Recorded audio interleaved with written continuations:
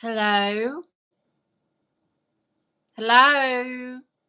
Is anybody there? So I said we're going to do this at noon, but I decided to start it early because my um new iPad was alerting me. Can you guys hear me okay? Hello, Nevermore. Nevermore, Nevermore. Hello, A Predator, and Kelsey Z, and Feral, etc. Hayes Way, and Mad. Yes, we're all mad down here. Hello, tonight. Okay, you can hear me. Okay. Great. Oh my goodness. Oh my God. Hello, Madison. Hello, Croton. Samantha Matthews. Oh, Samantha Matthews. That's such a good name.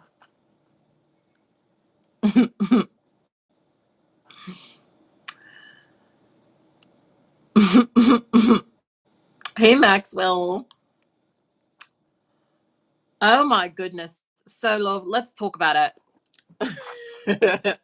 Okay, wait. I'm going to put you guys right here and see if this still sounds good. Do I still sound fine? So, girl, let me talk about this. So, I bought a whole new fucking um Apple product. So before I left, I just came back from Austin. I was on a little vacation, as they say in France, and I decided to do a bunch of cleaning before I left. And I'm like 90% sure that I accidentally threw away my old iPhone, which was probably what's the word I'm looking for? Um I don't know. I fucking hate iPhones. So I feel like unintentionally I did that, I was just like, even though I don't mean to throw this away, fuck that, you know? Um but anyway, so I'm here though. And I am speaking to you guys from my new iPad Pro, which is the only Apple product that I wanted, honestly. And for those of you guys who are wondering, this app that I'm using is actually um, it is a beta tested app that's happening through Google. I'm part of this beta program that they're letting me do this, and they only have it compatible with iPods or Apple products. So that's why we're here. Apple products, like ugh, which is really annoying because the only reason I was using my iPhone was to do this. But I don't know. I don't know. Hopefully, I think I'll figure it out after I actually listen to um the audio. But I wonder if it sounds better because this is definitely this is the latest iPad, so you know, it's definitely a lot more advanced, so to speak. Um, but anyway, we are here to tell unicorn hunting stories. And I'm very, very sorry that it's taken so long for me to do this. I thought we were going to be doing this on Tuesday. I ended up extending my stay Tuesday. People were asking me how I felt about Austin. Meh. That's how I felt about Austin. I had fun, but it was very meh. The barbecue though, but the barbecue though. That's basically how I feel.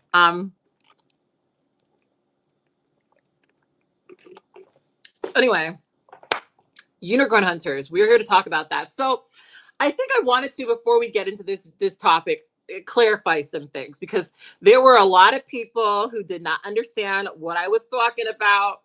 They really didn't understand what I was talking about when I talked about unicorn hunters, and I sometimes forget that I really do surround myself with people who understand this stuff and that most people don't. So I guess we should start like I did in my podcast by defining certain terms and then getting into what I don't fucking mean. Okay. So a unicorn, right? A unicorn is generally speaking, but not always, a bisexual woman who is open to having a sexual relationship with a man and a woman who are in a relationship that people would probably otherwise see as heterosexual. Not all these couples are heterosexual identified. I've met plenty of bi couples where both of them are bisexual and things like that. But it's usually, generally speaking, a cis man and a cis woman in a relationship where they want to have a hot girl come in and have nice, sexy time with them. And let's talk about let's put some nuance on this because this is where people didn't get it. So there's really nothing wrong. There's really nothing wrong with being a couple who wants to have a third. There really isn't anything wrong with that. Listen, threesomes are overrated, but they can be fun. And I don't think that there's anything wrong with being a person who is in a relationship who wants to have a threesome, especially if you're a bi woman in a relationship with a man and you guys really, really want to do that thing and have that experience. I think that that is a-okay, totally cool. Love that for you. More power to you. Love that. Okay. But the problem and the reason why we talk about this in terms of unicorn hunters is that oftentimes the couples who want this are not honest. A lot of times the couples who are interested in having this sort of dynamic, they like to do this weird manipulation thing where they kind of try to, sort of trick women into doing this, you know? And that is the problem that I have because I've been unicorn hunted several times. I told the story in the podcast where I was out and about one of my first times out post relationship. And I met these two people. I thought they were friends. I was just really interested in meeting new friends. I was told that people were going to be hanging out at their place. And I was, just down to hang out. And I went to their place. The extra people didn't show up. They gave me an edible, which back then I was very, very not used to smoking weed and low key. I still am not. I'm still a lightweight, which is fun and very, very economic. But they gave me drugs. I got really high and then they tried to fuck me. And if you watch the whole video, you know that they were also kind of racist about it, but I don't want to focus on that particular aspect of it. Right. That, of course, when you lay it out there, is very fucking predatory. Okay. Very, very fucking predatory. And it was my first experience with it. And so I didn't entirely understand all of the reasons why it was bad, but I did know that it was inappropriate and something that shouldn't have happened. Right. And several times since then, I've been approached by couples, and now I, pick up on it really quickly, and I'm really quick about saying, "Hey, I'm not bi. Sorry about that. It is what it is." That's a really big issue that I have with the unicorn hunters is a lack of respecting boundaries of women. So something I talked a lot about in the podcast is there are a lot of lesbian women who get approached by unicorn hunters on dating apps. And the thing is generally speaking, the way that this happens is, as a lesbian, they are only trying to swipe on women. They are trying to avoid interacting with men as much as they can. And what ends up happening is they'll talk to this couple or talk to this woman for, a while to get to know them. And then after they've gotten comfortable, then that woman will start to mention the boyfriend. Then that woman will start to say, "Oh, well, I've got this boyfriend or this guy." And at this point, there was no conversation about them being in a relationship with a man, right?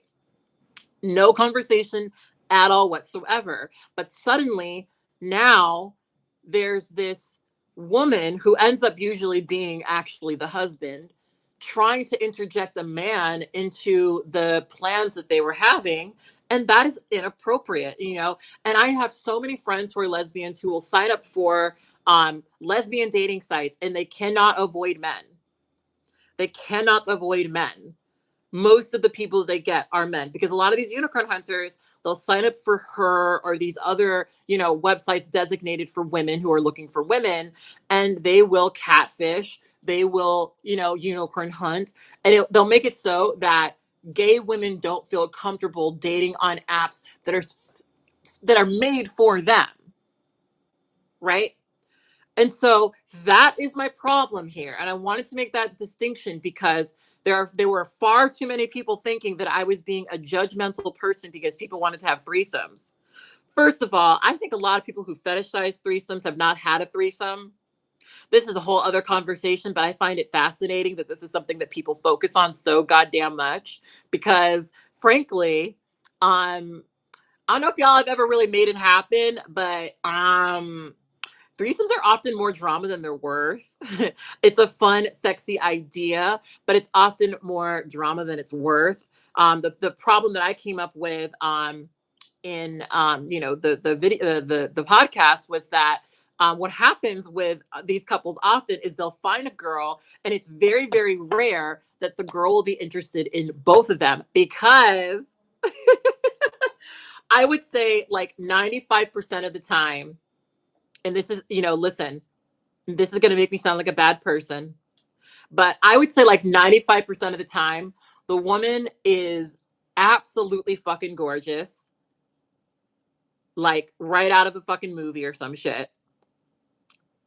And the guy um looks like a thumb. No offense, no disrespect to the people who identify as thumbs out there, but he looks like a thumb. That's generally how it goes. Um and so it's very uncommon for people to meet, a woman who's going to be interested in both of them. And the thing I said in the video, or the podcast rather, is that well, I guess there is a video on here, but I think the only time I've really seen it work is when people are on the quote same attractiveness level as each other, if that makes any sense. Um, which I know is very, very shallow. But the thing is like, generally speaking, when you look at these couples, because listen, I know y'all have seen them. I know y'all have seen them. Okay. Um, they're like in a totally different genre, a completely different genre. You know what I mean? It's like you've got the like older, rough around the edges dude and like the young, very, very pretty girl. And it's very uncommon that you've got two people who are both young and pretty or two people who are both old and like that, if that makes any sense. You know, I'm not trying to be disrespectful. I'm just trying to say what it is. The couples that I've known that have been able to do this and do this a lot and do this comfortably are like in the same category of attractive. But unfortunately, usually these people are in a totally different genre. She's in a Barbie movie, he's in, a Western, thriller kind of situation. It's not the same genre. So that's just what I've seen more, and so it's really unrealistic. And so that adds another layer, because something else I didn't talk about is the fact that so frequently these people go after young women. So frequently they want, so what probably part of the issue I have with this is there's a lot of people who infiltrate the polyamory community because they are interested in finding a unicorn, right? And what ends up happening is they'll go after these really young women who are in the poly community, and the moment that they find out that they have other partners, they lose interest.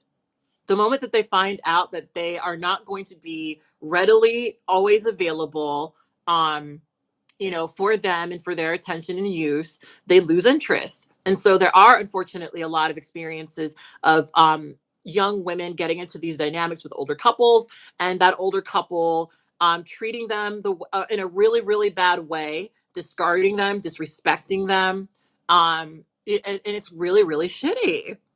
It's really really shitty. um and so, I just don't I think that unicorn hunting is, as the title would suggest, it's a long shot. It's a very, very long shot. And I think that you're very unlikely to find people who are going to be in that dynamic where it works for everyone. And honestly, the biggest issue, the biggest problem with this, oftentimes, is the fact that this couple, generally speaking, is turning to a unicorn as a way of solving their relationship problems. That's generally what happens. That's generally what happens.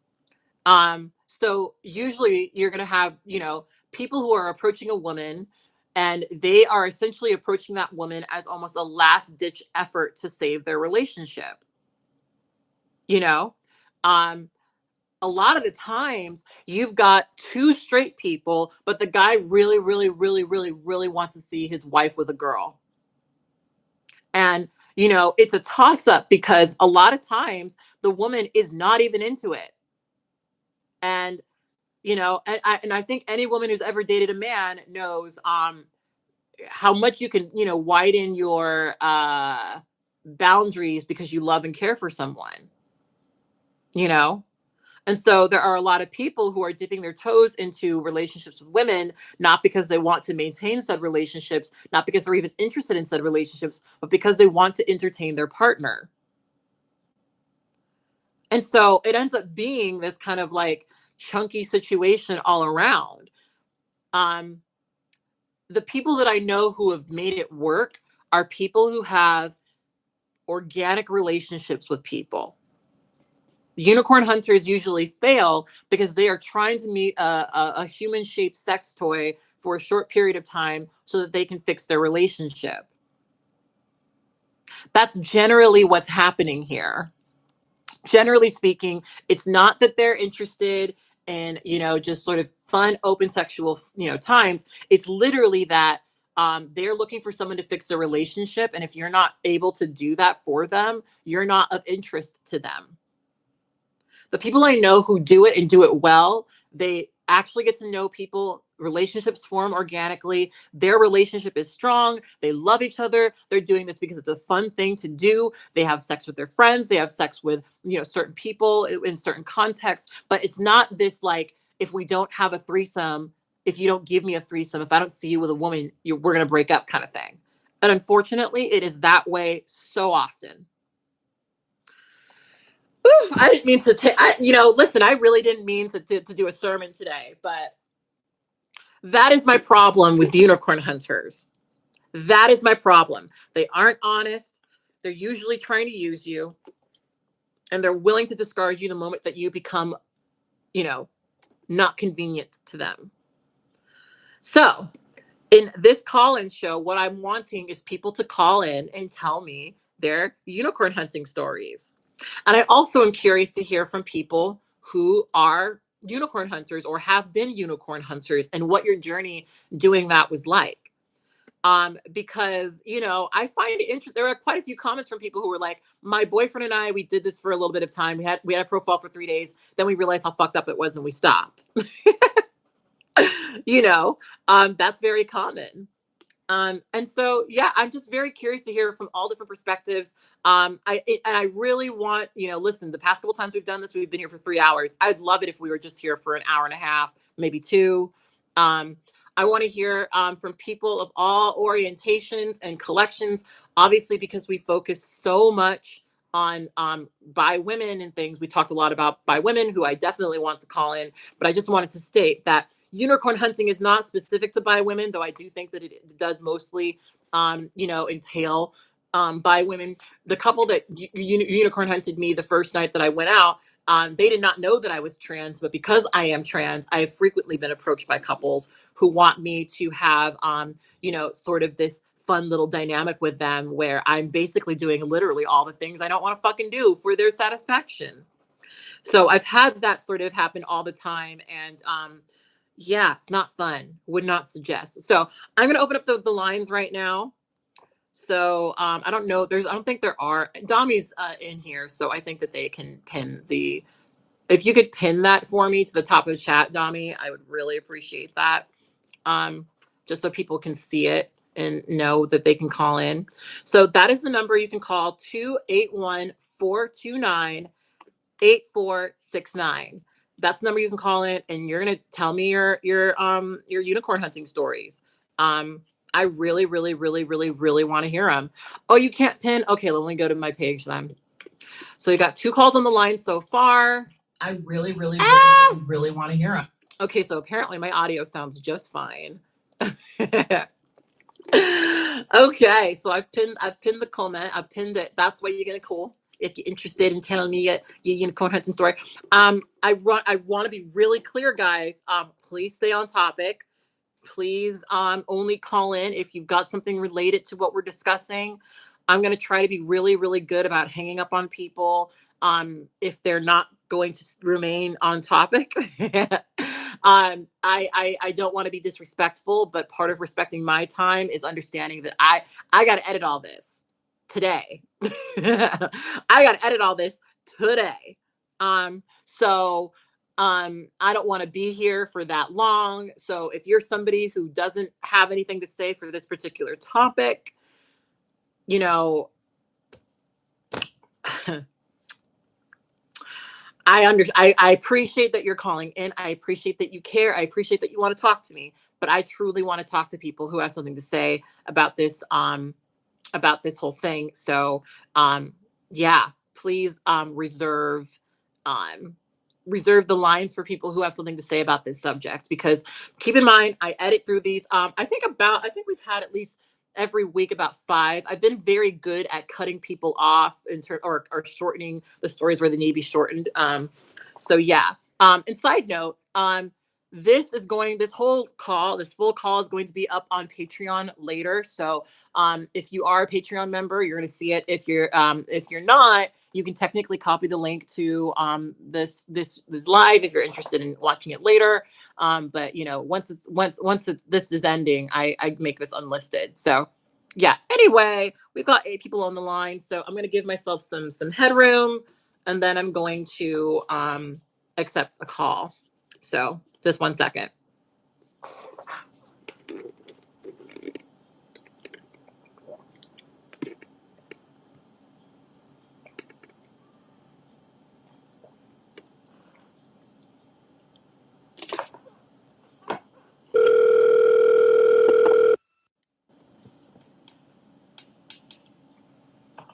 Hello. Hi. Hey there. Who am I speaking to, and what is your true tea? Well, my name's Juliet, and I'm a ballroom dancer. Oh. And I was actually unicorn hunted by a couple in their 50s who I refer to as my dance mom and dad. Oh, interesting. It was bad. It was, yeah. So I had broken up with my partner, and this couple kind of brought me into their fold of friends at a new ballroom studio. I'm in my 20s, and I know them for about 2 years. I attended their wedding. And over the pandemic, I got with a new partner, and the gentleman of this relationship of my dance mom and dad called me up and started asking about my previous breakup and asking me some questions I was uncomfortable with. And it turns out the only reason they brought me into their friend group 2 years before was to get me involved in their sex life. Oh my God. And why do you think Yeah, that they assumed you would be open to that? I don't know. And once he had guessed that I was a part of the BDSM community, which I wasn't open about, but he hit it on the money. And he was like, oh, well, you don't have to tell your current partner. We could keep it on the down low. Ooh, that's not good. No, it wasn't. And he was just very incessant. Like, his wife never talked to me about this, never brought it up. And he's like, oh, yeah, she's cool with it. Oh, wow. So you never got confirmation from her at all. It was all him. It was all him. And he, I told him, hey, I'm not cool with this. You guys aren't really my type. I prefer to date people in a certain age range. You guys could be my parents. Yeah. I'm not really attracted to, just so many reasons. And he's like, oh, well, I'm into the BDSM community, so you should be cool with being my sub.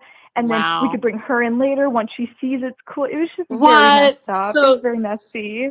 Wait, so like, okay, this is the shit that I can't stand, because I've been in similar situations where, the guy's just saying, yeah, she's cool with it, she's cool. Like, we'll start a thing secretly, and then I'll introduce it to her, and then it'll all work out. And it's like, no, just be honest, like, ugh. Right? It was just really messy because, like, I'm not really open in my ballroom community about being bisexual and being part of the BDSM community. B, I felt very uncomfortable. They just assumed that. and see, he was like trying to get me to cheat on my current partner Yeah. with him and his wife, Yeah. which I wasn't okay with.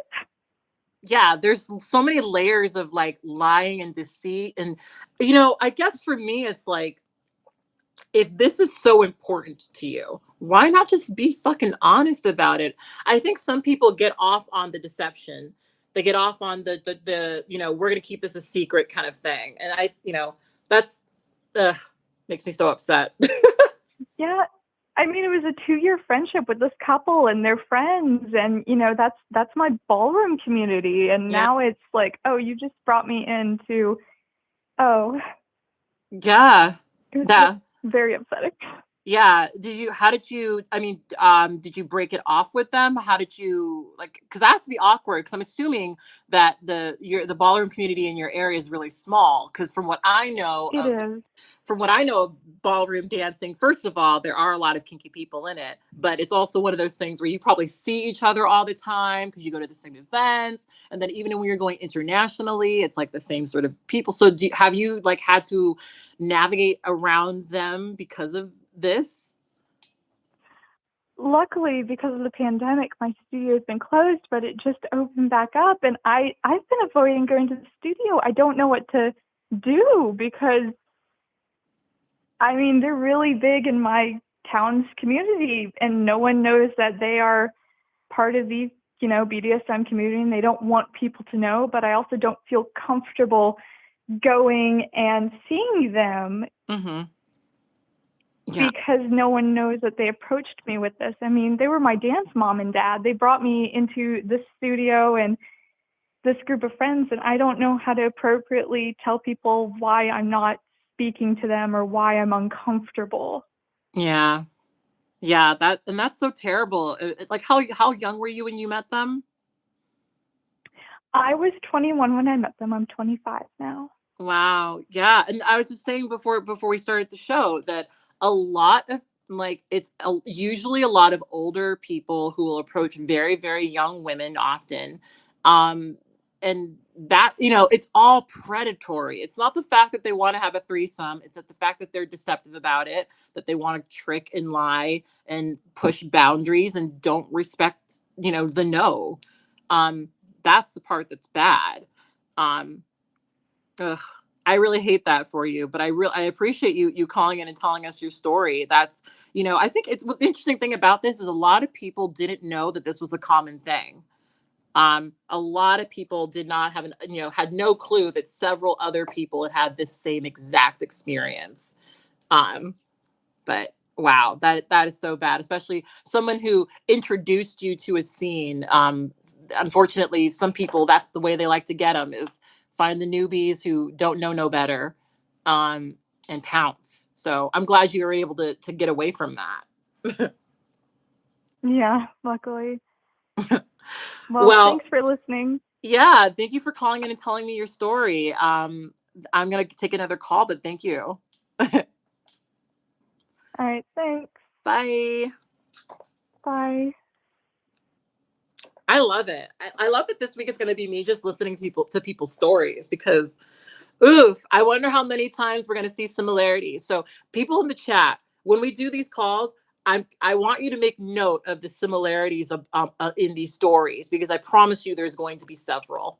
All right, let me give myself some headroom, and then we're going to take the next call.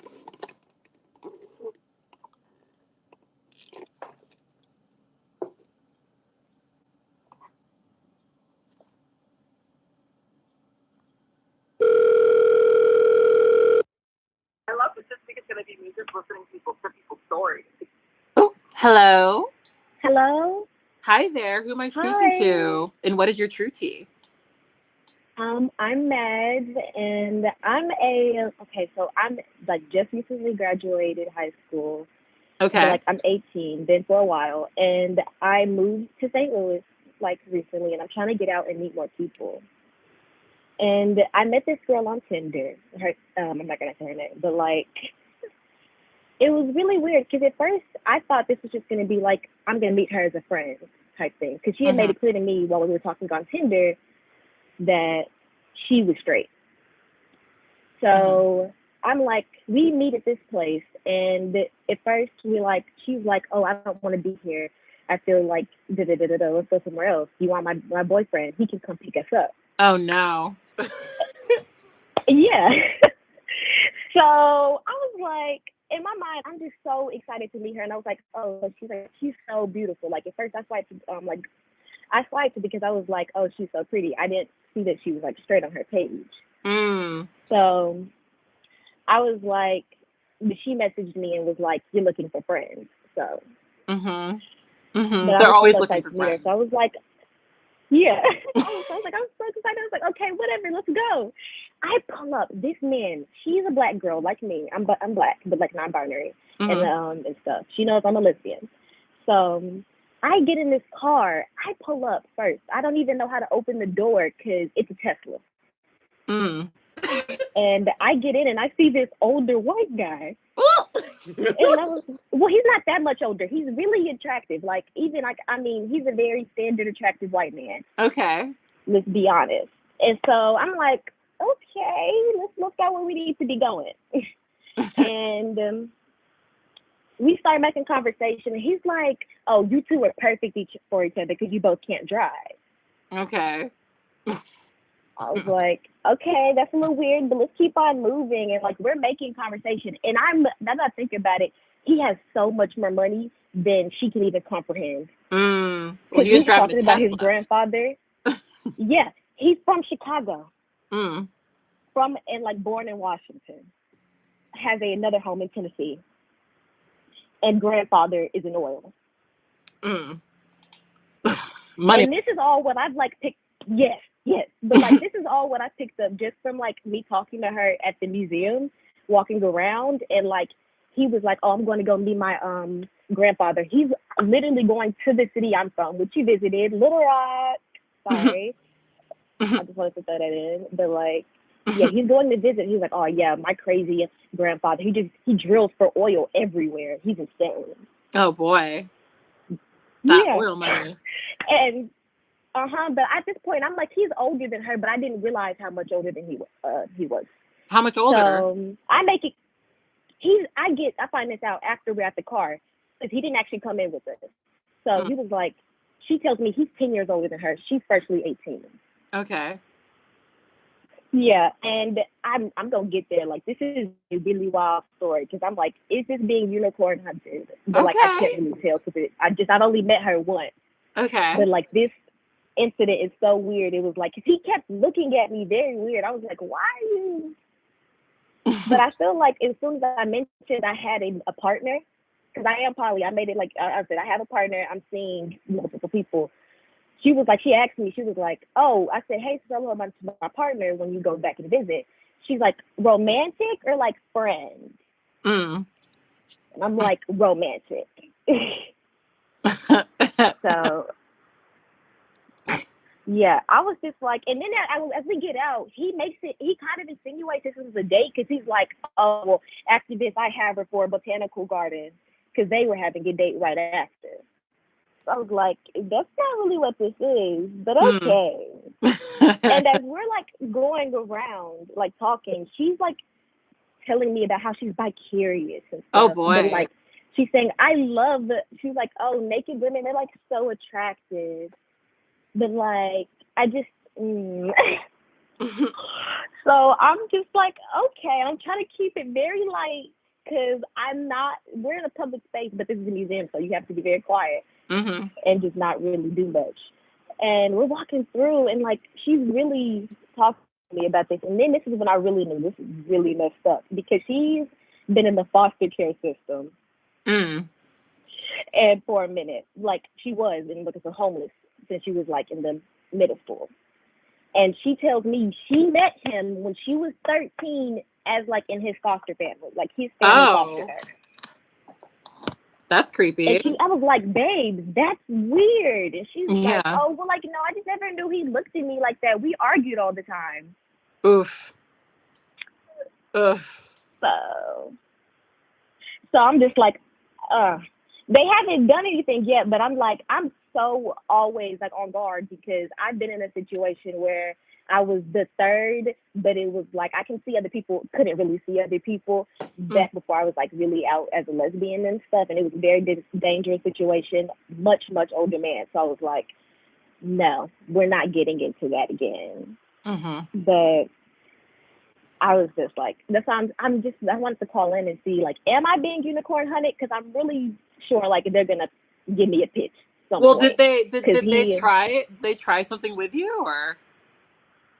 well, no, I mean, I just didn't like mostly how he handled me, like how he Mm. looked at me. It was like, and like the little things he said that made it seem like this would be something he wants, and that's Mm. why. And like she was making conversation with me about how she's like so interested in like women, but like not really. Mm. I think that's kind of common with So a lot of the unicorn hunter, people is like they're not really interested in women, but like they kind of want to sort of play around it for their partner, kind of thing. That's just my observation. and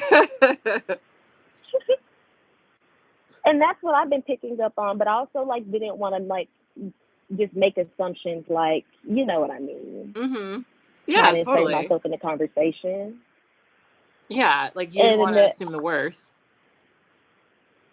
but I'm definitely like sitting here like this, very worried because my partner, I have conversations with him about this. I was like, you know what? I've been on these dating apps, and I'm like, I'm so afraid to like, I know this is probably going to happen to me at some point. Mm. And they're like, oh, that just doesn't happen. They just have it on their page. Mm. I mean, I think most of these people don't. It doesn't actually, and like, I doubt that most of these couples have actually met women and had successful threesomes, but it's certainly on there, you know. Mm-hmm. So I'm coming from that perspective too, because I'm Mm, just like, I'm in a new place. I'm just trying to meet people. Like she's literally the first person I've met, and mm. I'm gonna see her again this weekend. Oh So we'll well, see.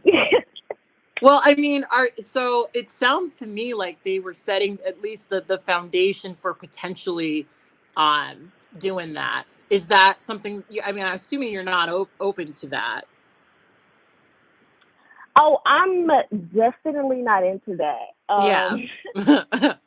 But I mean, also like I've left out that like coincidentally, sorry, that like he's not from here. He doesn't stay here. He like Okay. stays in Chicago. Okay.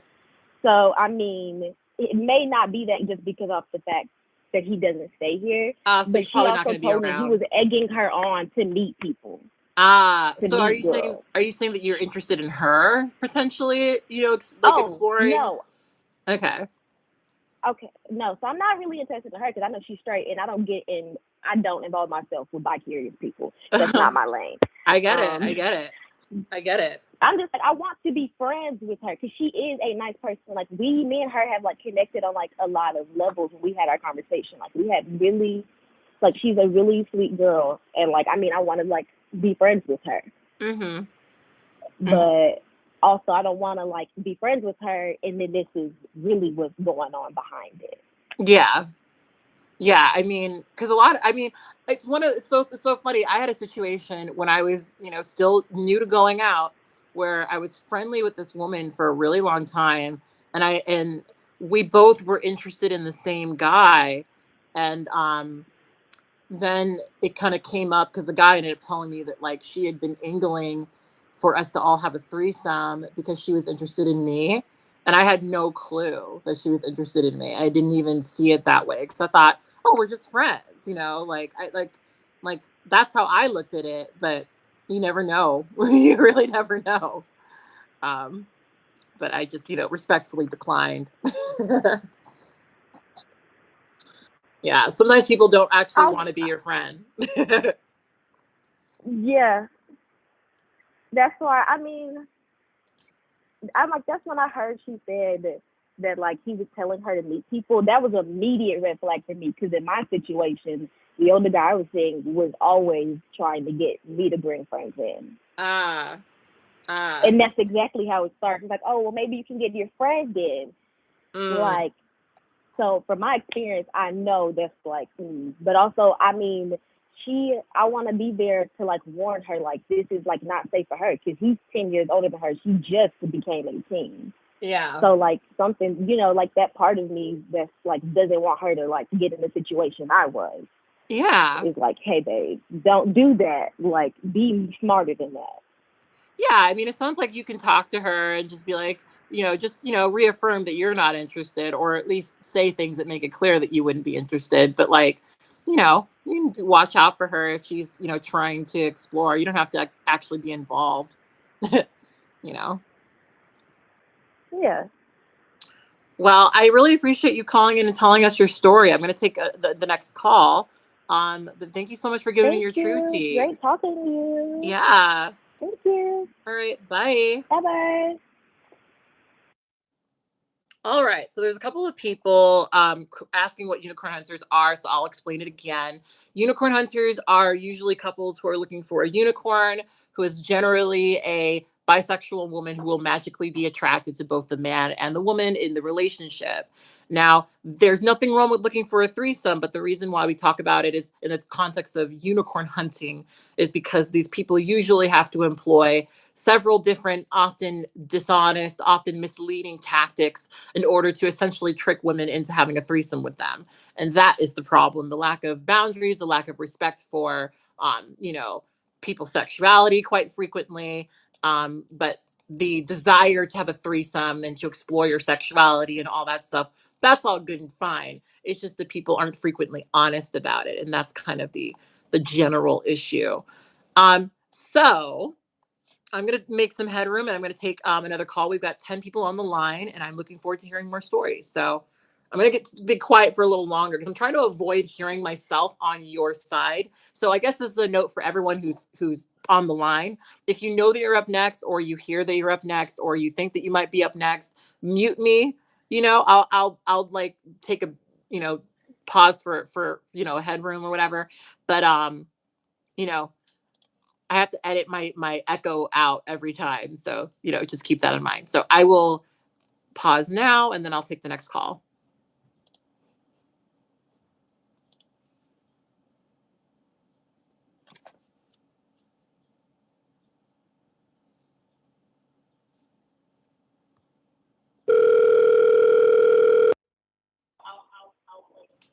Hello. Hello.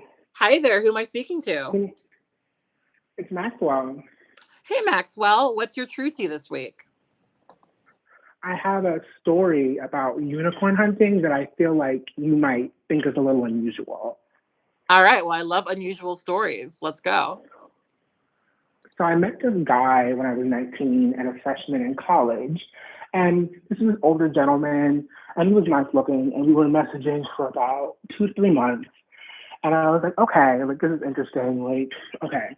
And then one night I'm invited over to, his house, hang out, whatever. Obviously I had the inkling that something might happen, but I was like, okay, this is one person, like whatever, we've been talking for a while, it's okay. So while I'm on my way over there, he's like, hey, so someone else is going to join us. And I'm like, oh, like somebody else? And they're like, yeah, somebody else. So they sent me this picture of this like white dude, like yeah, he looks like really young, skinny, or whatever. And I was like, okay, this is weird, but okay. And then I get there, and it's a guy looks like he's supposed to look. House looks like how it's supposed to be. We're sitting there, we're chilling. Guy shows up, other guy.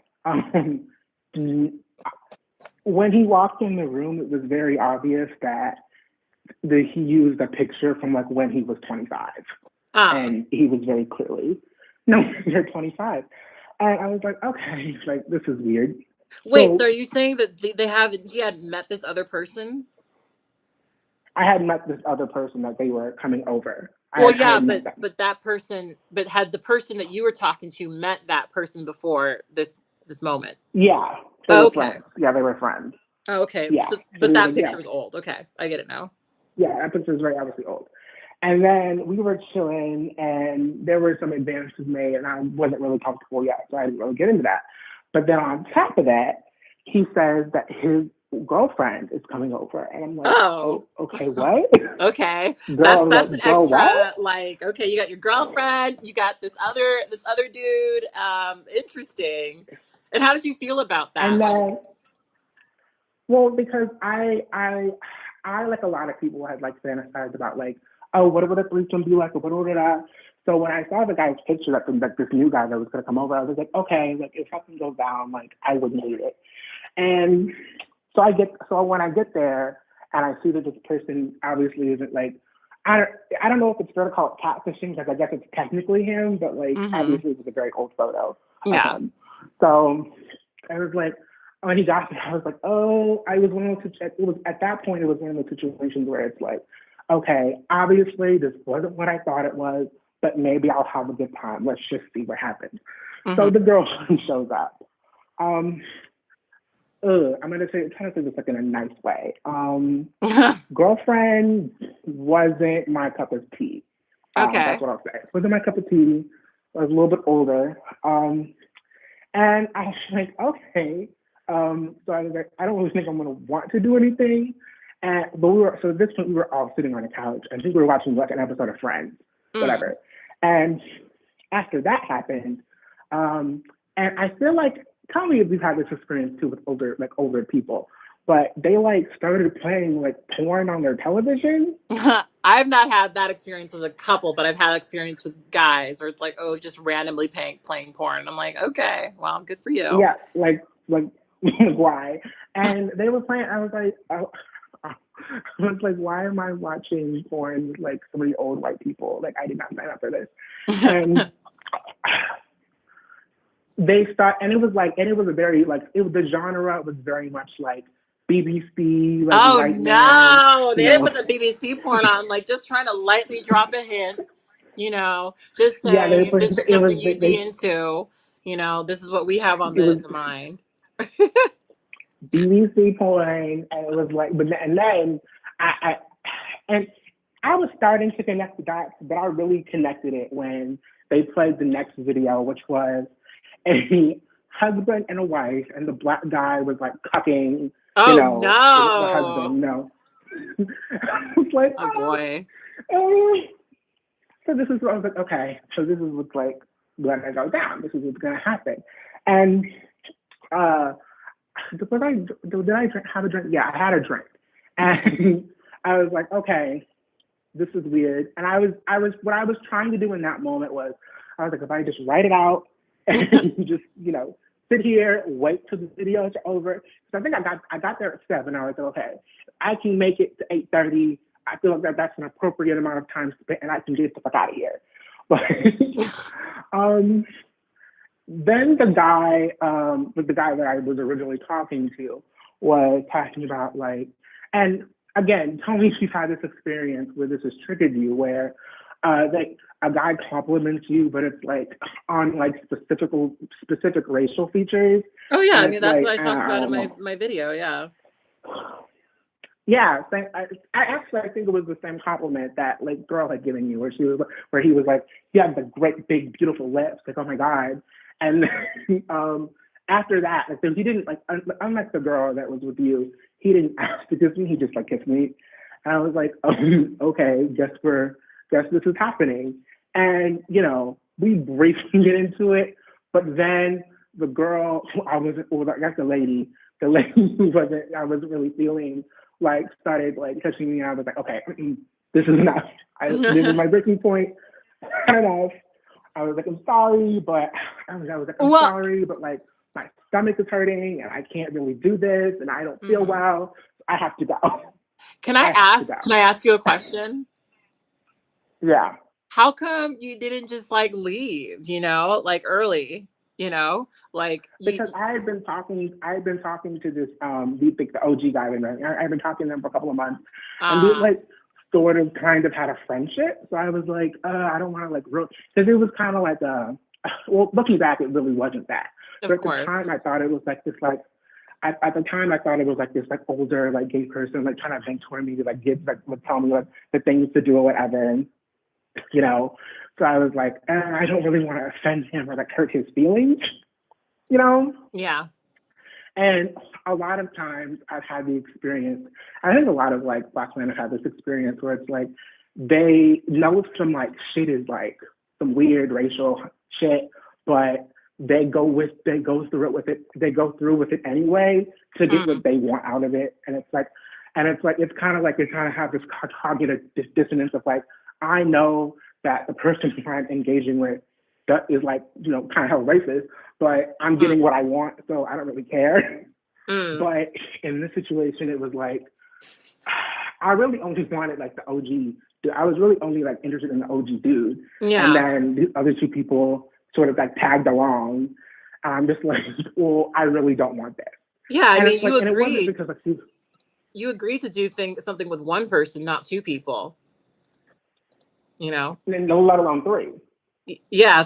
And that to me, it's like, why, like my problem with this, because this is what like a lot of these couples will do, is it's like someone will just be there and you've already committed to doing the thing, and now you're kind of like stuck. And I think that they enjoy that, like, oh shit, well, you're here, so we might as well, kind of thing, instead of just being honest and saying, hey, I've got me and three other people, we're all kind of, have a naughty time, and giving you the choice to, withdraw if that's not something that you want to do, you know hmm And and like, it wasn't that like she was a woman, she was not bisexual or whatever. But yeah, I really just was you weren't not into into her. her. It Yeah. just wasn't, it wasn't into her. I was, and I was just like, that was just kind of my limit. So after I left, a couple of days later, he texted me. He said, I forgive you for like overreacting the way you did the other night. Oh boy. Overreacting. Interesting. And he forgives you. That's nice. Like That's so nice of him to forgive you. he said he forgave me for overreacting the other night, and I was so rude, and I hurt this lady's feelings, whatever. Well, he should have been on. I mean, that's the thing that kills me, because, you know, these couples will say shit like that. We're like, oh, you overreacted and I forget. And it's like, okay, but you didn't sign up for that. If you knew you were coming over to have sex with this woman, or that that's what they wanted, you would have said, you know what, I'm really not into that. So this shitty, because you didn't perform this thing for me thing, like, no, you have nothing to be sorry about, or, the attempt to guilt you is really terrible, actually. It really was. So after that situation, we just like, I was kind of like, okay, I think I'm gonna block you. So I blocked him. Oh, wow. And is that the last time you heard from him?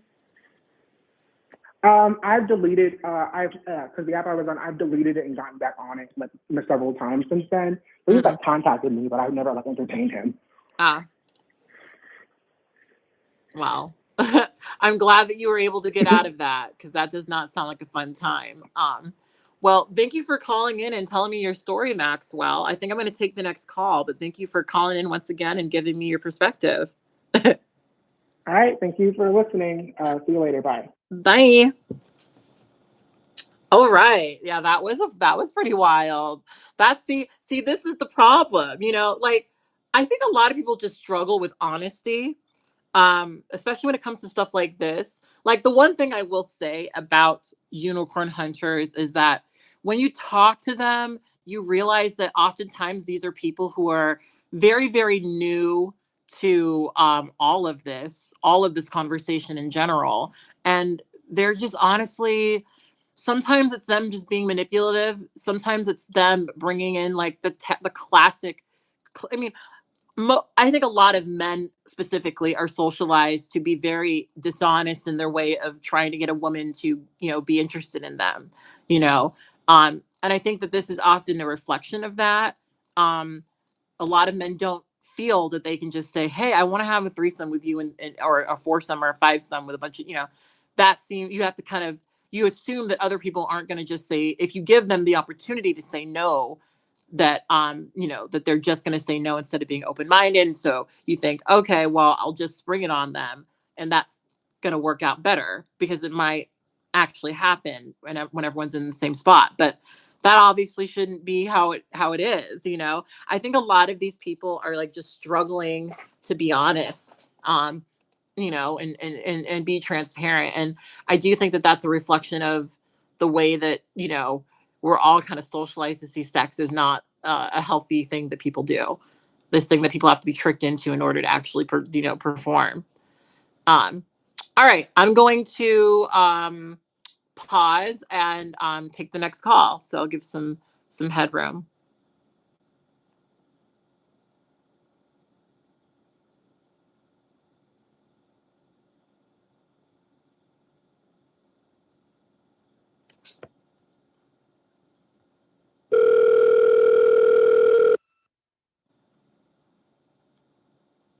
Hello. Hi, Kat. This is Felicity. Can you Hey, hear me all right? Felicity. I can hear you. Okay, I'll just mute you on my computer. Yes, please So do. I think, a pretty interesting perspective on this Ooh. because I became a sex worker when I was 18, and I knew I was polyamorous ever since I was 16. Mm. So I have been unicorn hunted as both a civilian and as a sex worker. Ah. So you are the I just same drank my tea. person. You're the person that everyone references when people say, "Why don't you just hire someone?" Oh my gosh. Okay, so when I was 18 and 19 years old, that was when I still believed in dating apps and dating websites. I don't use them anymore because that's just self-torture.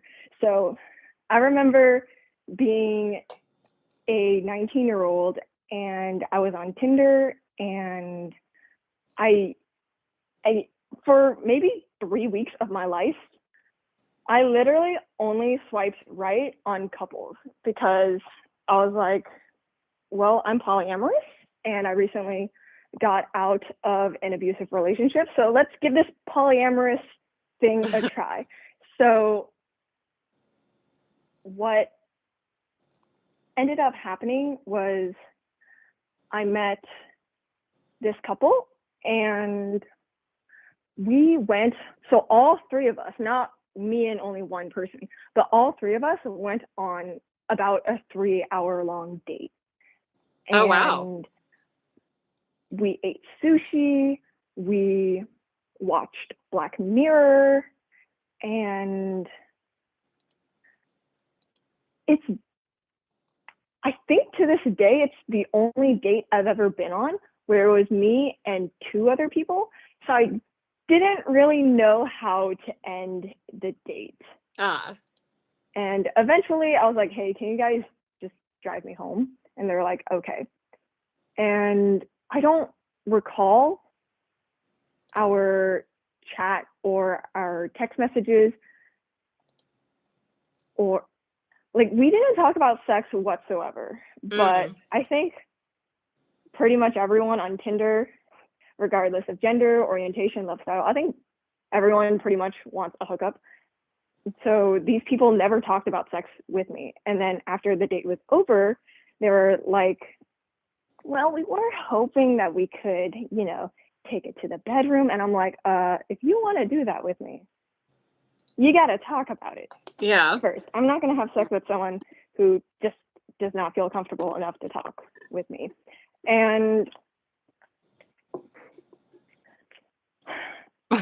this was the date where I connected my cell phone's Bluetooth to their car. And on dating apps and websites, I would use a fake name because I've had some terrible experiences of people trying to find out my personal shit. And so then on the date, I would tell the people, okay, this is my real name. I trust you with it now. But with this couple, I never told them my real name on the date. But their car remembered my cell phone's Bluetooth, and so that's how they found out my real name. And I was like, oh my God. Wow, because it popped up as so-and-so. Can you please disconnect my cell phone Bluetooth from your car? Oh, wow. I didn't mean to be a liar. It's just I want to protect my own personal privacy. And they're like, yeah, that's totally fine. Thank goodness those people were chill. Yeah. And then after that, I just never had my legal name attached to my cell phone Bluetooth ever again. So there was this other couple that I was messaging that I found on Tinder, and we never met in person. And My impression of unicorn hunters is that they're very freaky. Of course. Well, I they're don't know doing if it to. other people think that, Yeah, I but mean, they're trying to this sexually couple, explore. You know. okay. I don't want to say that they're racist, but okay, this is one of those, how do I put it? It was East Asian bi-curious woman and heterosexual white man. And the white guy was very one penis policy, which I fucking hate. I fucking hate it so much. And we scheduled a day to meet up in person, and I was so happy. I was so looking forward to it because we had talked about sex beforehand. And then about an hour before we were supposed to meet up, they canceled. Oh, wow. And I was like, you know what? I'm still going to give these people a chance. And so I give them my Snapchat. And one day I was just chilling in my dorm room. And then they messaged me on Snapchat saying, hey, we're in the middle of having sex. Can you send us some nudes of yourself so we can get after that? And of course, me being 19, I was like, totally. I just want to feel wanted. I just want to feel wanted. And so I kept doing that. And then afterwards, I was like, man, that fucking sucks. Yeah. Yeah, because they're literally and trying I to never use did you. that again. Wow.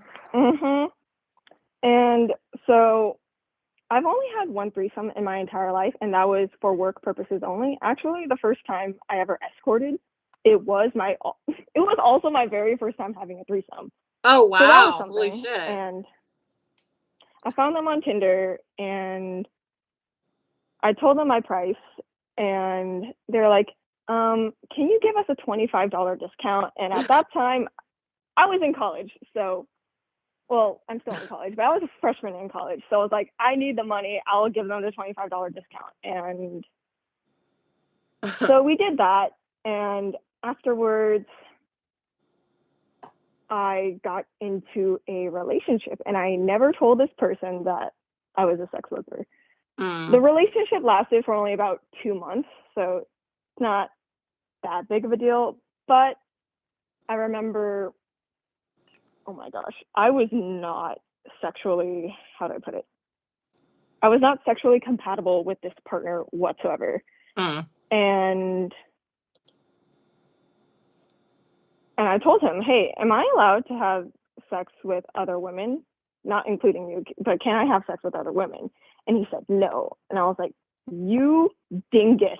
You know that I am not enjoying the sex that we're having. How dare you? And the reason why I brought up the question was because earlier that day, the women in that couple that I had a threesome with, she was like, hey, can I have sex with just you? And also, can you give me like a $100 discount, something like that? And I was what? like, oh, Ew, that's terrible. Stop haggling down sex worker prices. But anyways, I was like, but then again, when am I ever going to have sex with a woman? So I was like, okay, I'll meet up with you tonight. And then I talked to my boyfriend. We get into a fight about it. And then like 1 hour later, so shortly before I had to leave to go see her, she was like, oh, I'm going to cancel. And I'm like, wow. I got into a fight with my boyfriend over you. And that's terrible. And so those are my experiences with unicorn hunting. Also with that other couple, which was an Asian woman, white man, I would just watch the woman's like IG stories, her Snapchat stories. I'm not going to say what her name is, but she's a pretty big name on Instagram. And she would just talk about her, well, now husband, like he was the greatest thing on earth. And I'm like, girl, he is awful. No person who does one penis policy or one vagina policy is a good person. Yeah. Yeah, usually not. It was embarrassing to see her talk about how wonderful this guy was when I knew what they were doing behind closed doors. Yeah, I've known couples like that where you know that shit's not going well because you know them, and then you see Instagram and it's, oh, we're deeply in love and everything's fine. It's very depressing to me. Well, I really Mm. thank you for calling in and giving me your stories, Felicity. Thank you for giving a bit of a sex worker perspective. I really appreciate that. Thank you so much for having me. All right. Bye. Bye. All right, we've got 12 more people on the line. Are you guys seeing some of the similarities? You got your bingo you got your bingo cards out. We've got, you know, just springing shit on people first and foremost.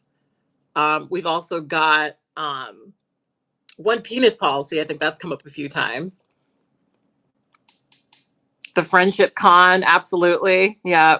We want to be friends. No, you don't. No.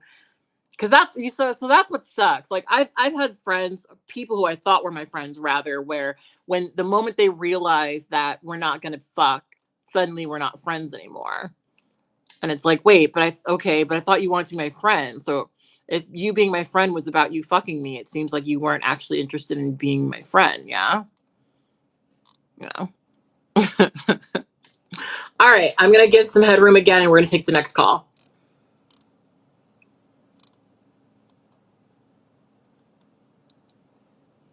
All right.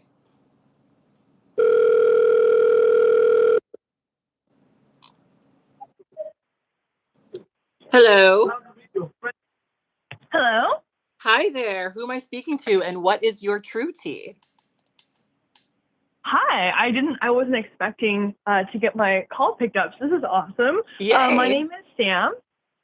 And yeah, I definitely have some thoughts to share about this. I will I will preface this with like I have massive social anxiety and my edible just kicked in, so I apologize in advance. So yeah.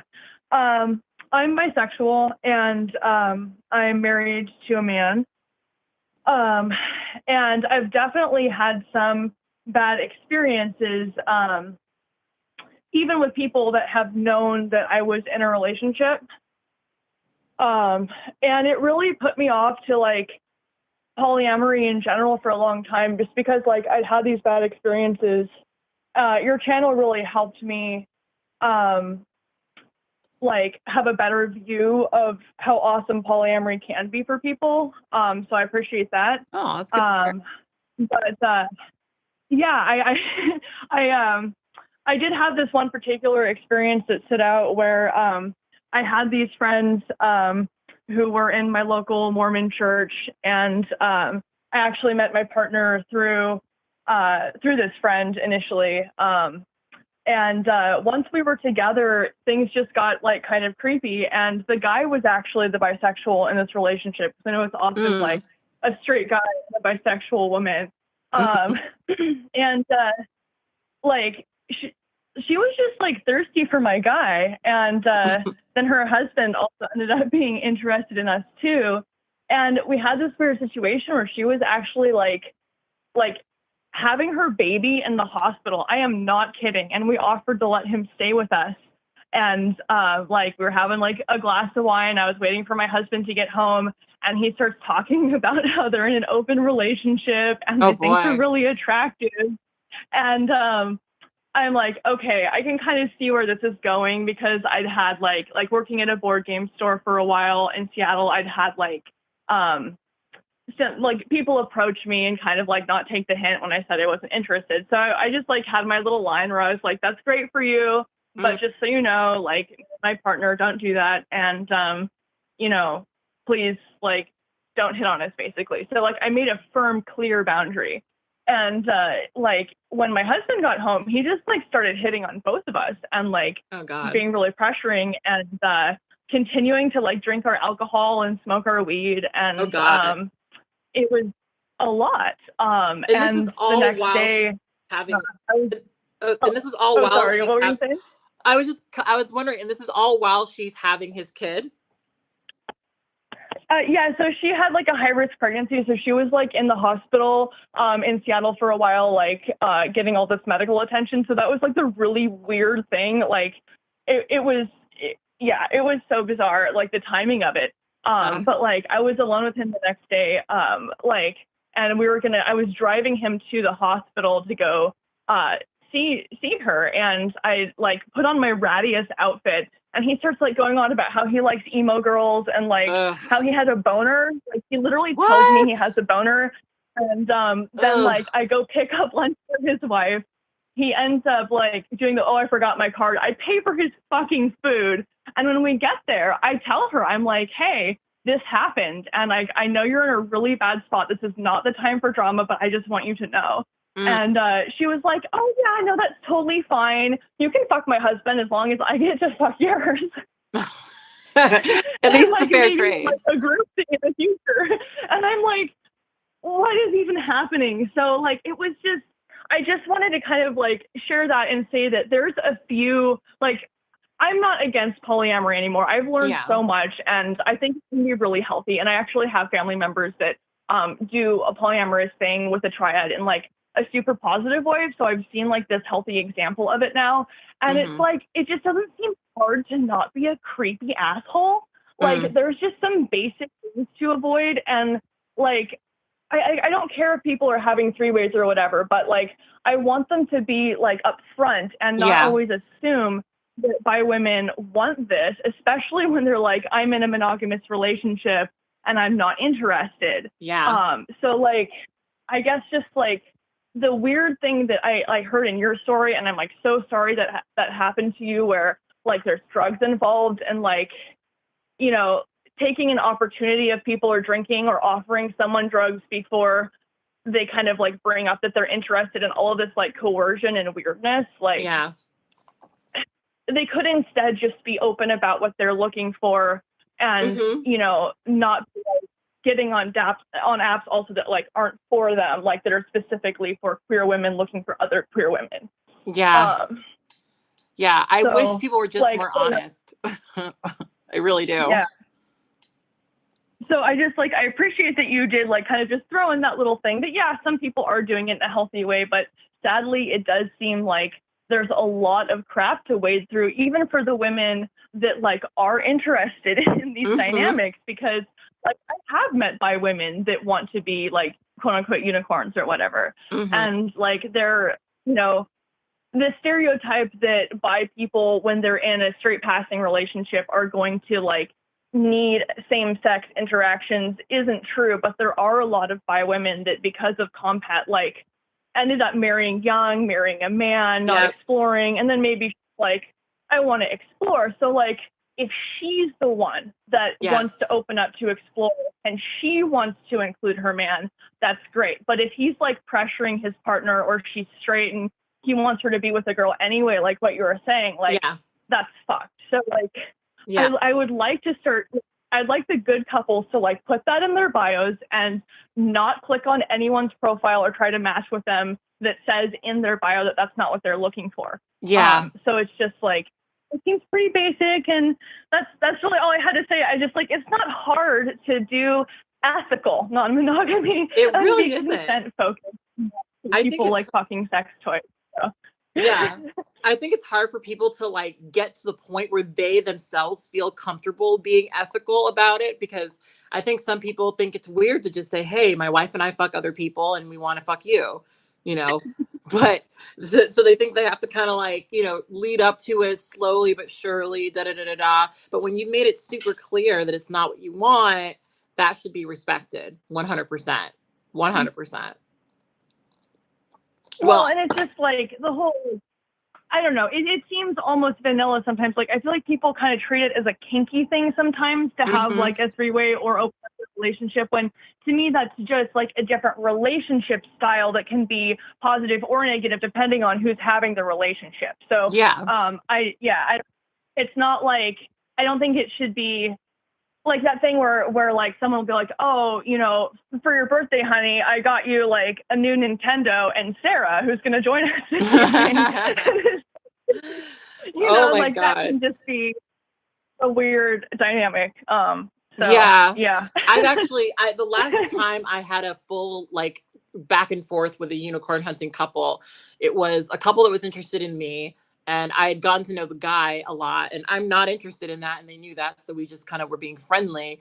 And he had this great plan to like meet this lesbian couple and present the lesbian couple to his partner as a gift. And I was like, okay, but shouldn't she have a bit of a say in this couple? And what if she doesn't like your gift? Like what, Yeah. like why? I don't know. Ugh, I hate it all. Well, and there was one more thing I just wanted to add real quickly, and then like I'll probably go so you can take more calls and stuff. But Mhm. yeah, I just like there's this conversation that I'm seeing a lot around like in bi spaces and like non-monogamous spaces because I'm in like a lot of like online groups where there's like both people like in that kind of intersection. And there's a conversation around rules versus boundaries and what that means. And I have this like maybe kind of controversial opinion that like as a bi person that, obviously I'm married, so I'm no longer single. But when I was single, like I had some monogamous relationships and some open relationships. And I didn't have like the kind of like three-way unicorn hunting situation specifically. But just like casual, like it wasn't a big deal if we were dating other people or whatever, like it was totally open. And like I kind of appreciate it when people have worked out with their partner ahead of time, like if they were going to do something like that, if they did have rules, like Mhm. like so that the person entering knows what the fuck they're getting into, and like halfway through they don't discover that someone's like, oh, you weren't supposed to kiss my husband even though this was my idea, or like Yeah. something like that. So like, but then they also should like ask what the person entering, like what their boundaries are, and respect that, and have it not only be the couple as the united front making all of Yeah. so yeah, so I just Yeah. want to say that like I think rules are a good thing, but maybe I'm not understanding what people mean by negative rules. I just think it can be positive to like lay everything out on the table and know exactly what you want going in and communicate that very clearly.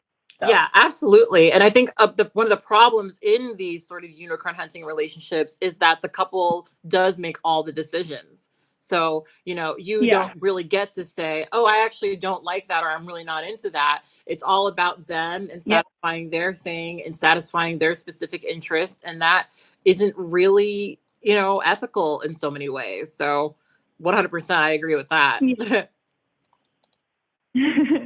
Well, yeah, it's it can just be like a lot of the times a shit show, and I don't think anyone should ever be like opening up to fix things also, like you're saying too. Mhm. So, but like just being really focused on like everyone's pleasure, and like I worked at a sex shop for a long time, and I like my mom's a sex educator and so like I have a lot of thoughts about like all of these things, even if I haven't personally experienced all of them. So it's kind of been an interesting experience to be a bi woman, like having people approach me and whatnot. And they're just like the way people are often phrasing things is like, like they want to have fun, but like it's not necessarily like they want you to have fun. And Yeah, so even if I yeah. was open to a situation like that, it's not really like it's not fun to be someone else's fun if they're not like thinking about what you want or like Yeah. at all. So yeah, Unless that is that's your all like I had to say.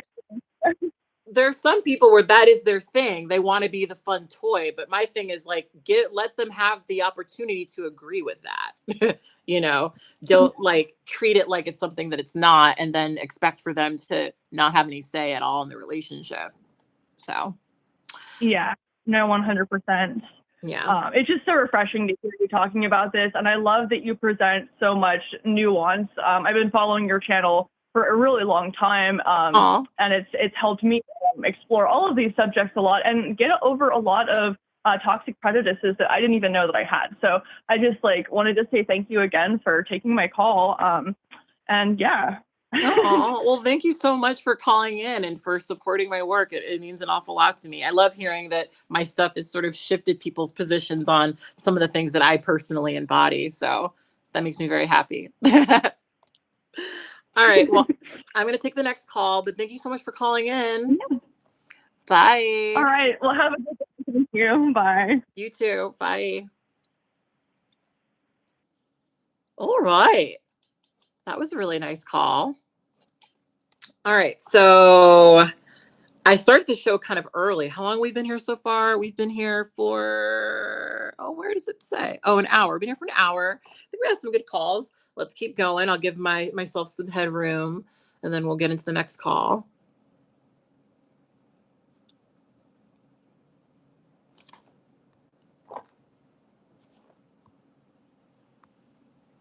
Oh.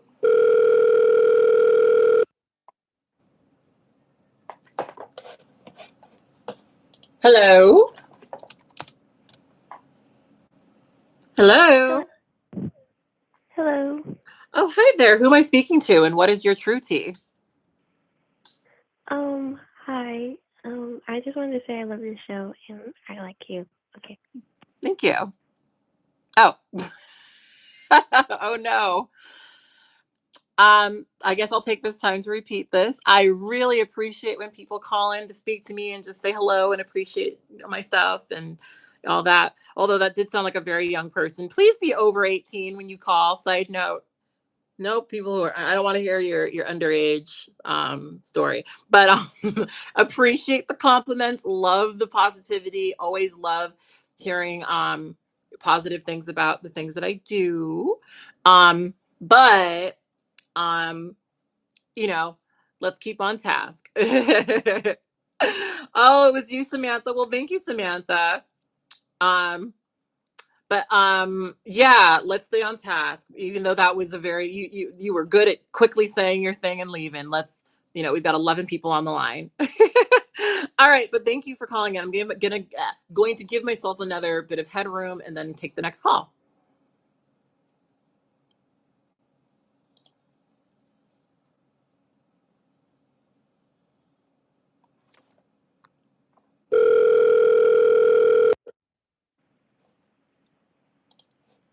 Hello. Hello. Oh, still ringing. Hello? Hey there, who am I speaking to, and what is your true tea? Oh my gosh. Okay. So yeah, now I'm on the line and 18 or not 30. So Oh, I think you might have cut out because we can't hear you if you're talking right now. Oh no. okay. Yeah, Okay. okay. Okay, you're back. Yes, I am back. Well, hopefully some of this will at least work, but if it doesn't, you can just hang up on me. Okay. Okay. I guess yeah, I started getting unicorn hunted, I guess, at 23.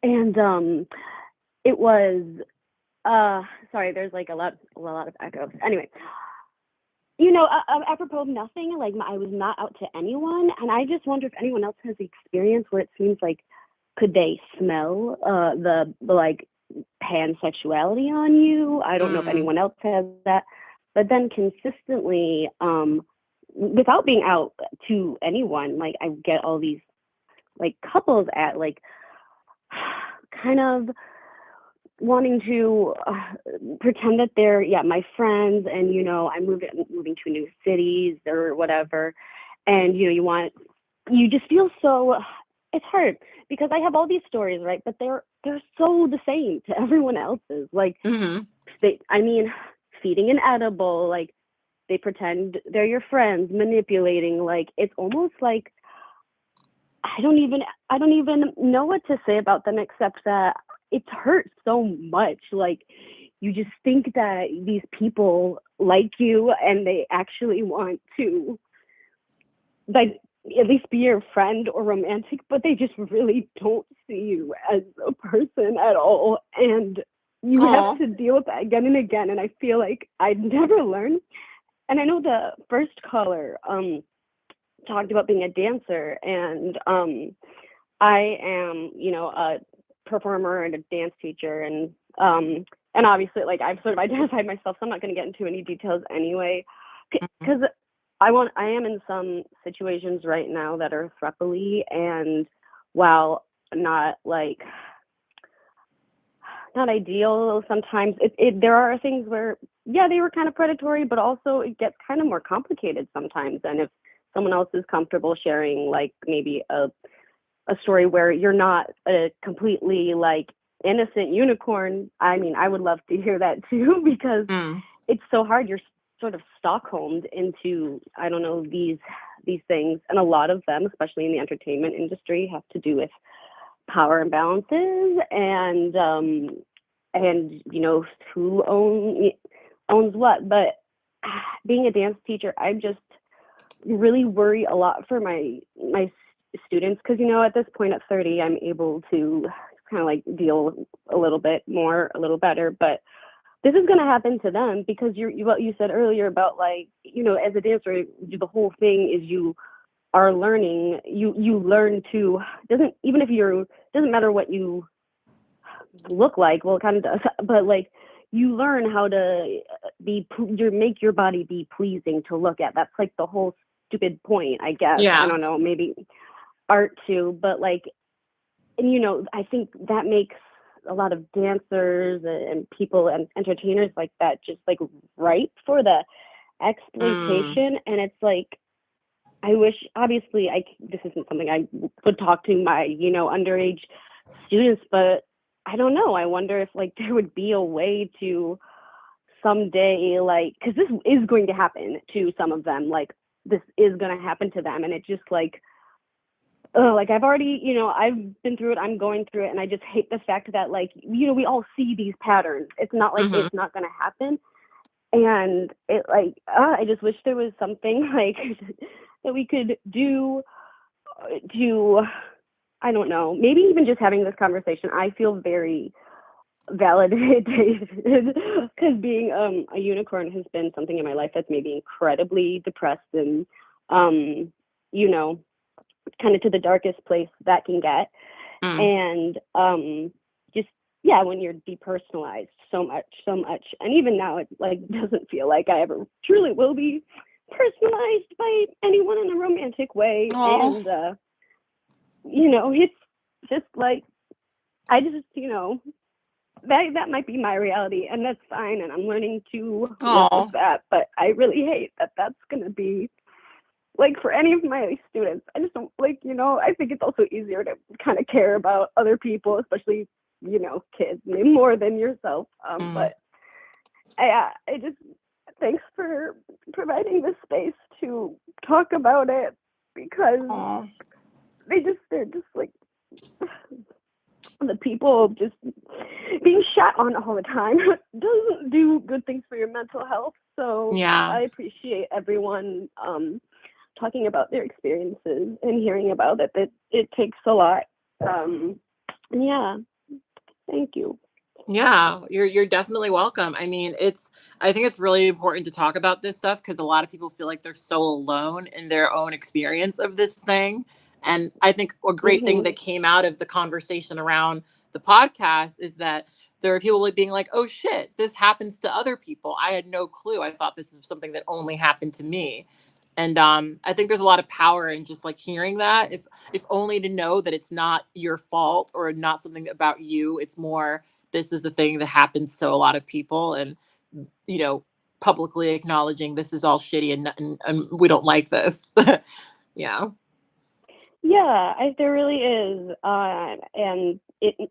I know for me, even though I say like, oh, no one will ever love me or whatever, like kind of obviously I'm in my feels right now, but you know, kind of can really help you feel as though, you know, yeah, you're not the only one. And hey, those people, I think all y'all are, you know, deserving of love. So, or like will find the love or whatever. So maybe I will too or something. And I definitely think you will. I definitely appreciate think you will. You know, you just have to find people who understand that your sexuality isn't, you know, this thing that they can fetishize and narrow you down to, you know. And I think those people definitely thank exist. you. You are that means a deserving. lot coming from you. You are deserving Thank of you. love. You really are. You truly are. Thank you, and so is everyone here. I really appreciate it.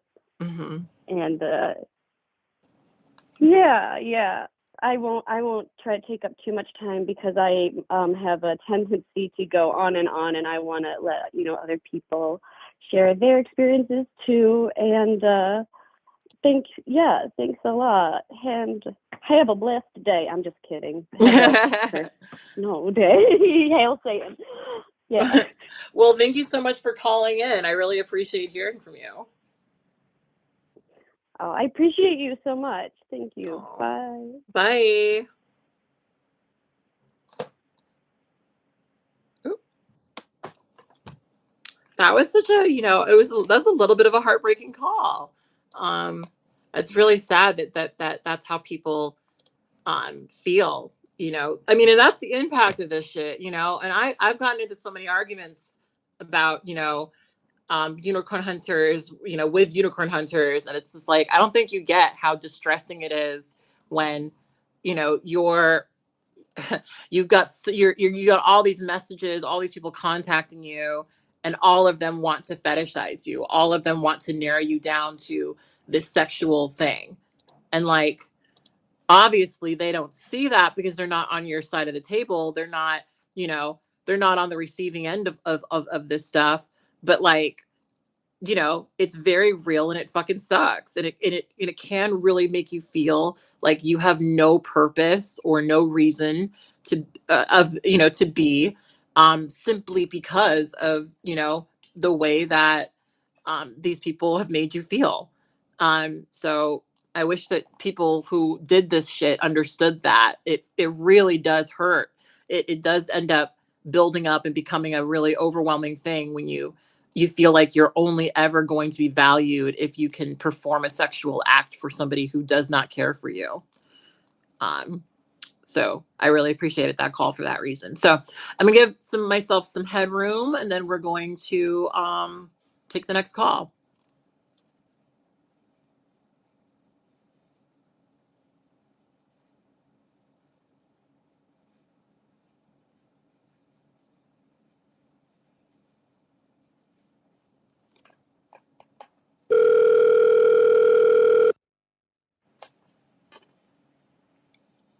Hello.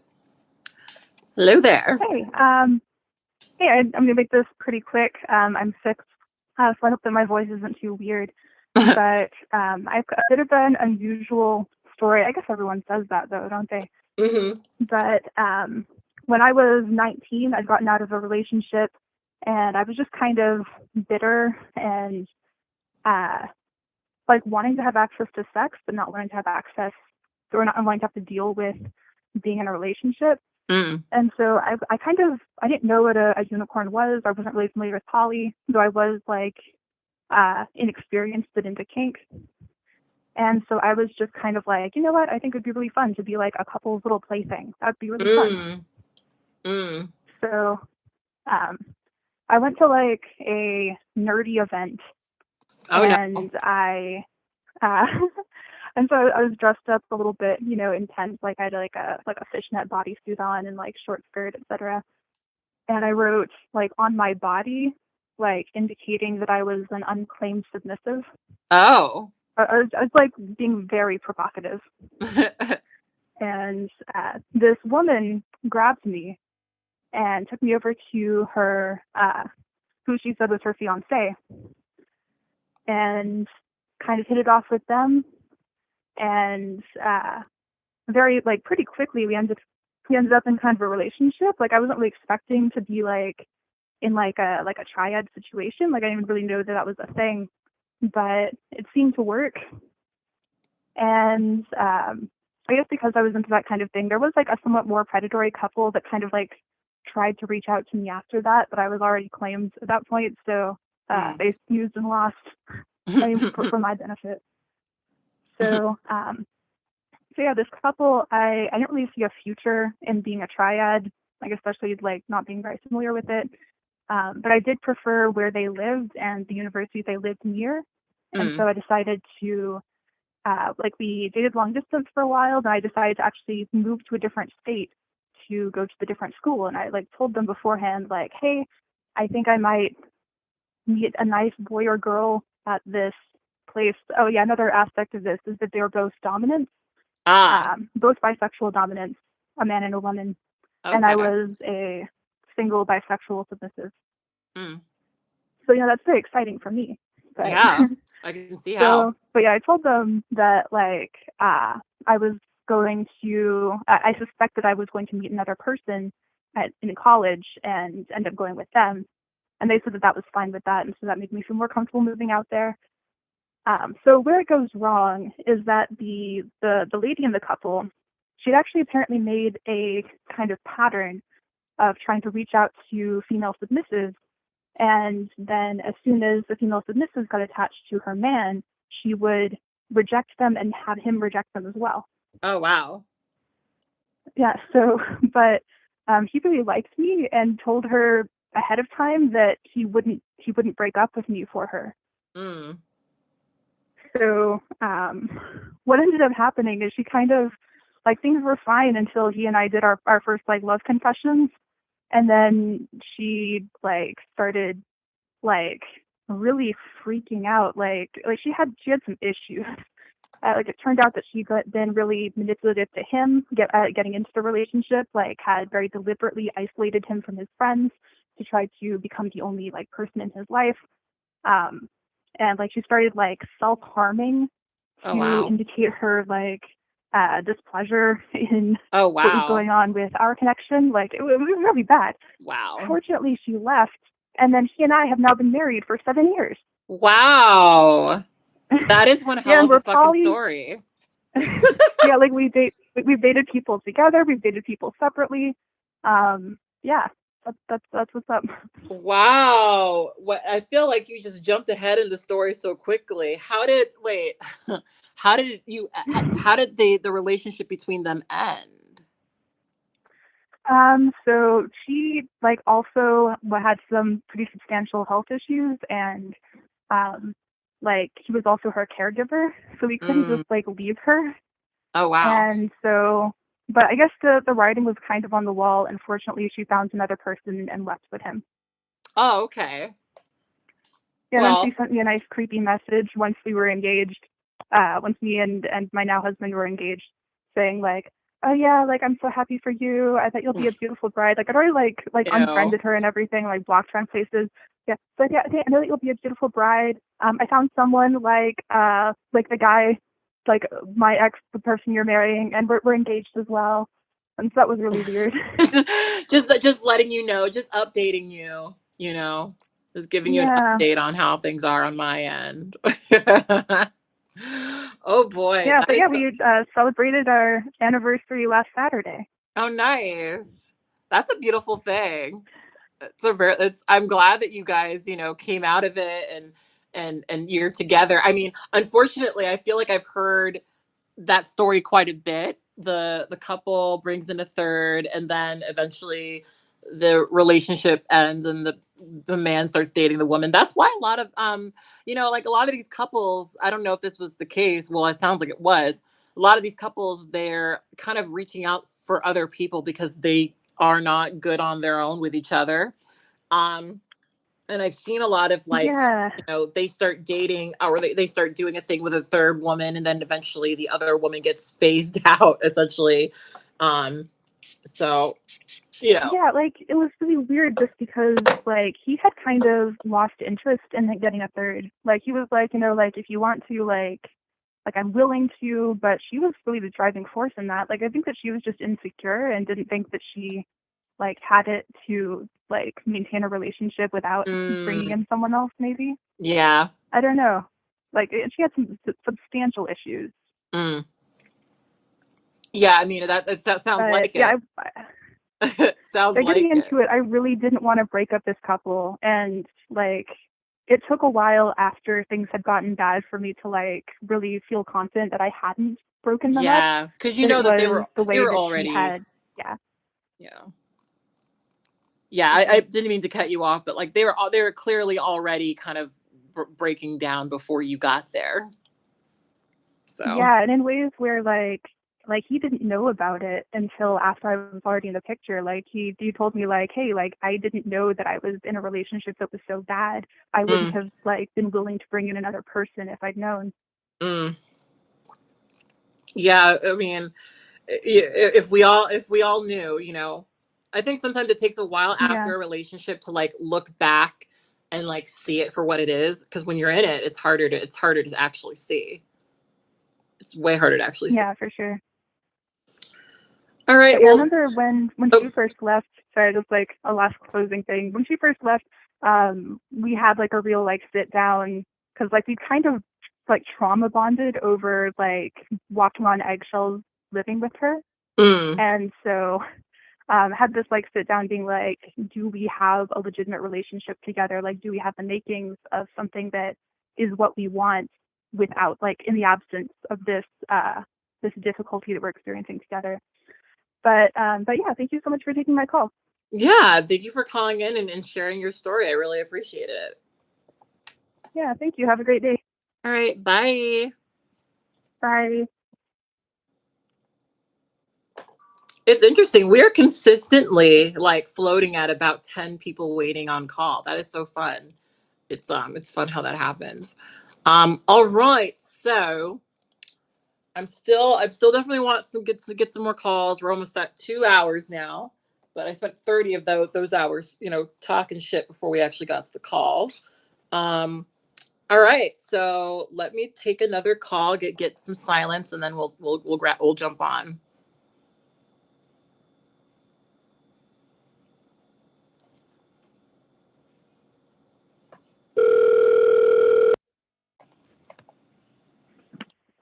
Hello. Hey, how are you? I'm great. How are you? And what is your true tea?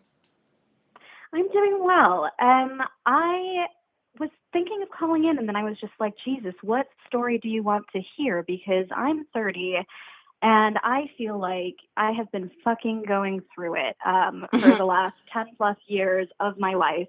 Because it's just like it starts when you're young, and people prey on the young people because they don't have the experience to know any better necessarily, and they'll think it's fun, it's exciting, it's something new, it's risque.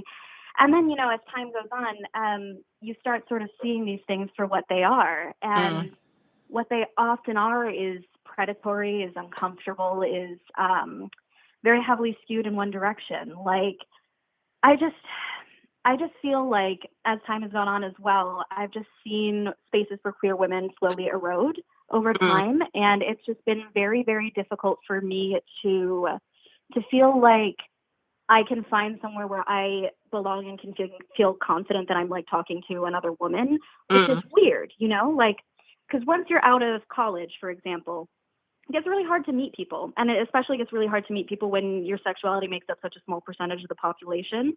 mm, And I'm like very weakly bi to begin with, like I'm mostly gay. So I'm like bi-curious in the other direction, if anything, right? mhm. So it's like if it's gonna be a guy that I'm interested in, it's gonna be a long shot. And it's just Yeah. sort of like over time, I feel like this has made me less and less interested in the male gender Ah, overall because I'm just like tired of their shit, like mhm. like why does it keep coming back to this, right? Yeah. So you've definitely had the you just endless you're on a dating app for women who are looking for women, and it's supposed to only be for women who are looking for women, and then you talk to someone and it turns out, oh, this woman I've been talking to for 3 months is actually the husband, and I didn't know that he even existed. You've had that experience. Kat, the husband doesn't have patience for 3 months. But yeah, no, it's constant because it's just like there's this app Her that Hmm. I've been on, and it's nice. It's really inclusive. It's inclusive of trans and non-binary people and stuff as well, and I like that about it. But I feel like the problem is it's got a similar kind of ratio to other apps like Tinder, whatever, where it's just like at this point it's 50-50. It's unicorn hunters Wow. or women who are in a relationship who are looking for an external, female partner because man has a one dick policy, so the woman's going off and is going to go find woman. And it's all well and good if that's what you're into, but it's like I'm a monogamous person. I'm not interested in that. I'm personally like love my friends who are interested in kink, just not interested in kink myself either. Hmm. And I just feel like I don't know. Maybe it's I live in the UK now, even though I have an American accent, right? I don't know if it's because maybe like the scene is different over here or what. Like I'd be so curious to hear from people back home in the States, like what it's like there, or other people across the UK outside of London. Because I'm not in London, and this is my experience not in London. I don't know if maybe in London because there's more people, it's easier to find people, but yeah. Yeah, I mean, I feel like this is an issue everywhere. That's the impression I have. Yeah. Yeah, completely, completely. Yeah, and it's just also like I want to say one of the things that is my biggest turn offs in general is being seen as an object, being fetishized, you know? Like Mm, if I wasn't a kink, the last thing I would be is a submissive, you know?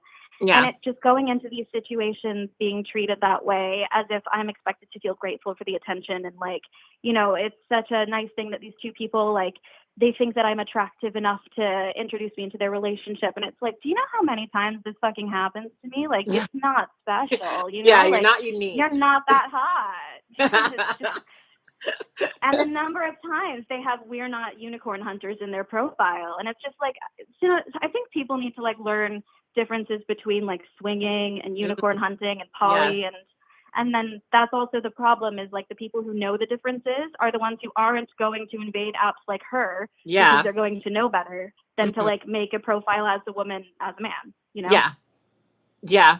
Yeah, Yeah. I definitely think there needs to be a lot of distinctions between all three of those things because a lot of people, some people, they're poly swingers who unicorn hunt or whatever, but people don't often know the differences, and it sucks. Like even though I'm not a woman who dates women, it pisses me off to know that like I didn't know it was quite 50-50. That's a It is lot. in my area. Mhm. I don't think it's that bad everywhere, but I think the problem is kind of like once you get out of London, like the demographics shift a lot in the UK, Mm, in terms of like what people are going to sign up to what thing and what age group. And that's kind of my problem is a lot of people my age are partnered up now. ah, And the people who are, you know, 30-ish, tend just not to really be on apps. Like I've never had a partner that I've met on an app and had like a really good relationship with in general, male or female, mm, even though I've been on them for a long time. I just feel like the best relationships for me are the ones that grow organically, but it's of course. hard to meet queer women, you know, when you're older. Not that I'm old, just older than college age where they're around, you know? Yeah, I totally get what you mean. I totally get what you mean. Mm, Yeah. Do you yeah. have a particularly gratuitous unicorn hunting story? I'm sure you have several, but do you have one that Oh, really girl. stands out? Um, I don't know, like, um, there's like a few, I guess, that stick out in like the decade plus. One of them is just like the number of times I've been offered money for it is just kind of like Oh, wow. this is not the place for it. Like if you're interested in paying someone, it's not going to be me. You know, like there are sex workers who exist on sex worker platforms, Mhm. and I know there are some who hunt for clients and things on dating apps, and I'm not going Yes. to make any moral judgment on that. It's just sort of like the other way around when you're seeking this sort of thing, and but there was one time when I actually considered doing it, and the man ruined it, unsurprisingly. So I will tell you why. So I was going through Tinder. It was my birthday, so I was like, I'm gonna treat myself to something unusual. And yeah, you know how it goes. So I was just kind of like, I've never done this. Like maybe now is the time. I was like 22 or something, and I was just like, yeah, maybe I'll just give it a shot. Like they're freaking everywhere. So I've got the pick of the litter, right? So I'm talking to ostensibly a woman, and then her boyfriend comes in and is like, "Well, it's actually been me the whole time, haha." uh, And I'm like, "Oh, cool, great." So then I'm like, "Well, maybe you want to meet up or something." And they're just like, "Well, can you prove to me that you're real first?" oh And I was kind of God. taken aback. I was like, "But you're the Wow. ones who were Yeah. searching so hard for people. Like, why do I have to prove myself?" Yeah. So he asked if I could like hold up a piece of paper with my name on it or Oh whatever. my And I was just God. like, I kind of thought it was funny, so I did it. And I was just like, look, like I'm open to get a drink with you or something. Like I'm not just gonna jump into bed with you. Like I'm just curious about like kind of your experiences with this thing, whatever. Like I don't want to trade nude pics or anything. I'm just sort of like generally interested. Mhm. So then he sends me back a nude picture, and I'm just like, yeah, you proved yourself to me. Like it's just you've done the one thing that I said I didn't want to do because they don't do anything for me. Mm. And now I'm not going to do anything for you. So Yeah. Jesus. so That many, None so of that is many. surprising. you know. Yeah, I just think it's yeah, funny that like they wanted you to like prove that you're real after he essentially was catfishing you. You know? yeah. I know. It's just kind of like I just feel like sometimes it's just sort of an extension of the worst characteristics in men when men are pursuing women. Do you know what I mean? About the entitlement and the just sort of, I feel like women are so pressured to be open-minded and accepting and, you know, curious and go along with things, cool girl, whatever. Yeah. And it's just like, it's so, I feel like, you know, I would be open, you know, at some point in my life to dating like a woman if it was her decision and she was just dating me and her boyfriend wasn't involved at this point. But I'm completely like, I've shut the door on threesomes with a girl and a guy because to me it's just kind of like, why would I ever do that when I have other options? The same reason why, like, as I'm getting older, I'm like, why would I date men though? Like, if I have the option, like, so. Yeah. I mean, you've got enough options. You don't need the like, I want to fix my relationship with, you know, by having sex with you. Also, you're very, very lucky and fortunate to even be invited into this sort of thing. Like, Yeah. It's like you realize that I'm also attractive. Yeah. Sorry. But Yeah. you know, it's not that hard to find sex as a woman if you just want sex. It's like I'm not Yeah. going to settle for a couple that is treating me like shit from the get-go, because that's what they don't even realize is it's just like they jump to kind of the worst stuff about the like, oh well, you know, and it's I'm at the point where I don't even list that I'm bi on apps anymore. I have it set to just exclusively women. I just swipe through women. You know, I say I'm gay and I still get all of the men parading around as women. And it's just kind of like, it's just disrespectful is really what it is. And it's kind of sad, you know, as there's like, I don't know if you, like lesbian bars are basically like shutting all over the world. Like they're not big money makers. And it's just like, it's very difficult to find a community like that. And especially in like places where you have like a smaller population to draw from to begin with. So yeah, I don't want to take up too much more time. I know you've been on here for a while, so. Well, thank you for calling in and telling your story. I really appreciate hearing from you. Yeah. See you. Bye. Yeah, we're consistently at like 11 calls. It's like every time I take a call, somebody else calls. It's so funny. I'm going to take a few more because I think we definitely could use more perspectives. So I'll pause for a bit and then we'll take the next one.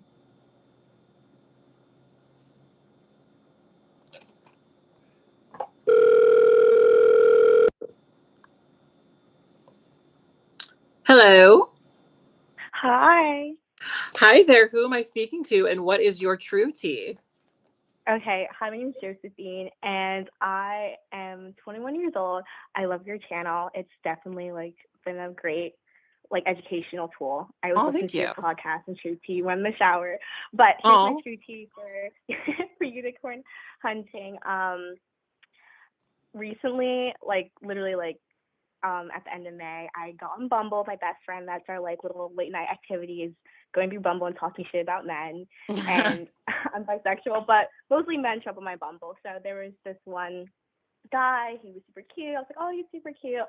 And he was listed as like poly. And I was like, all right, let's just like swipe right just for funsies. And we matched. And I was like, cool. So pretty much, I looked through his page, like he has his wife on there. And my opening line was like, oh, your wife's hot. He's like, thanks. His wife is non-binary. They're like, thanks. Like, they think you're cute too and blah, blah, blah. And we're chatting. And he's 25, 26-ish. So I was like, he's like, oh, you want a drink? Like, go out for a drink or something. And I was like, oh, like, I really don't drink. Just turned 21. We can get food. And he's like, yeah, it's no problem. He has moved to, like, a really wealthy area. Like, a town close by is kind of wealthy. So I was really excited. And this is my first time, like, pursuing like I wasn't pursuing it. I was just more so like, this is fun and like, let's just do something new. Hot girl summer. So pretty much, and meeting up with them, having food, and the vibes were cool. The wife was a little scary. He was a little nerdy, and it all went well until like the second date. Oh wow! And pretty much, I actually asked him like, after we first met, I was like, he's like, yeah, we both like you. I was like, cool, like I like you too. You're chill people. And I was like, hey, like, are you pursuing me as individual or is it like a couple thing? And he's like, oh, like I had talked to my wife about that. I'll get back to you. And like I was under the assumption that like they both talked about me and whether it's like a circle thing or not. And for like context, his wife has another partner. They're dating someone else, and like he is just the solo person in the poly relationship. So we went on our second date. It was really nice, really cool. Went to a movie. I was drinking a little bit, and they're like, "You can stay over," and I was like, "Cool, that's fine with me." And we all like got into bed together, and I was like, "Oh, okay." I was like, "I thought this was on the couch, but I guess I'm not." So we're all sleeping together, and then me and him started like cuddling, and like his wife was kind of standoffish, and I was kind of confused Oh because no. again, first situation, being 21, they're in my same age range, but kind of older and kind of already married, and I'm kind of like, all right, like I don't know what to do. I'm following your lead, sir, because I'm following both your leads essentially. But me and him end up like getting more like physical, and his wife ended up like leaving the Oh bed and wow. going to like the couch, and we were like, "Hey, are you good?" And they were like, "Yeah, I'm just tired." And like my impression was like, okay, like this is fine, like I'm following your lead. And I asked him, I was like, "Hey, like do you think you should ask them if like they want to join?" He's like, "Hey, do you want to come fool around?" And they're just quiet. And like my little intuition should have been like, "Hey, you should probably get up and like stop this." But I was like, Yeah.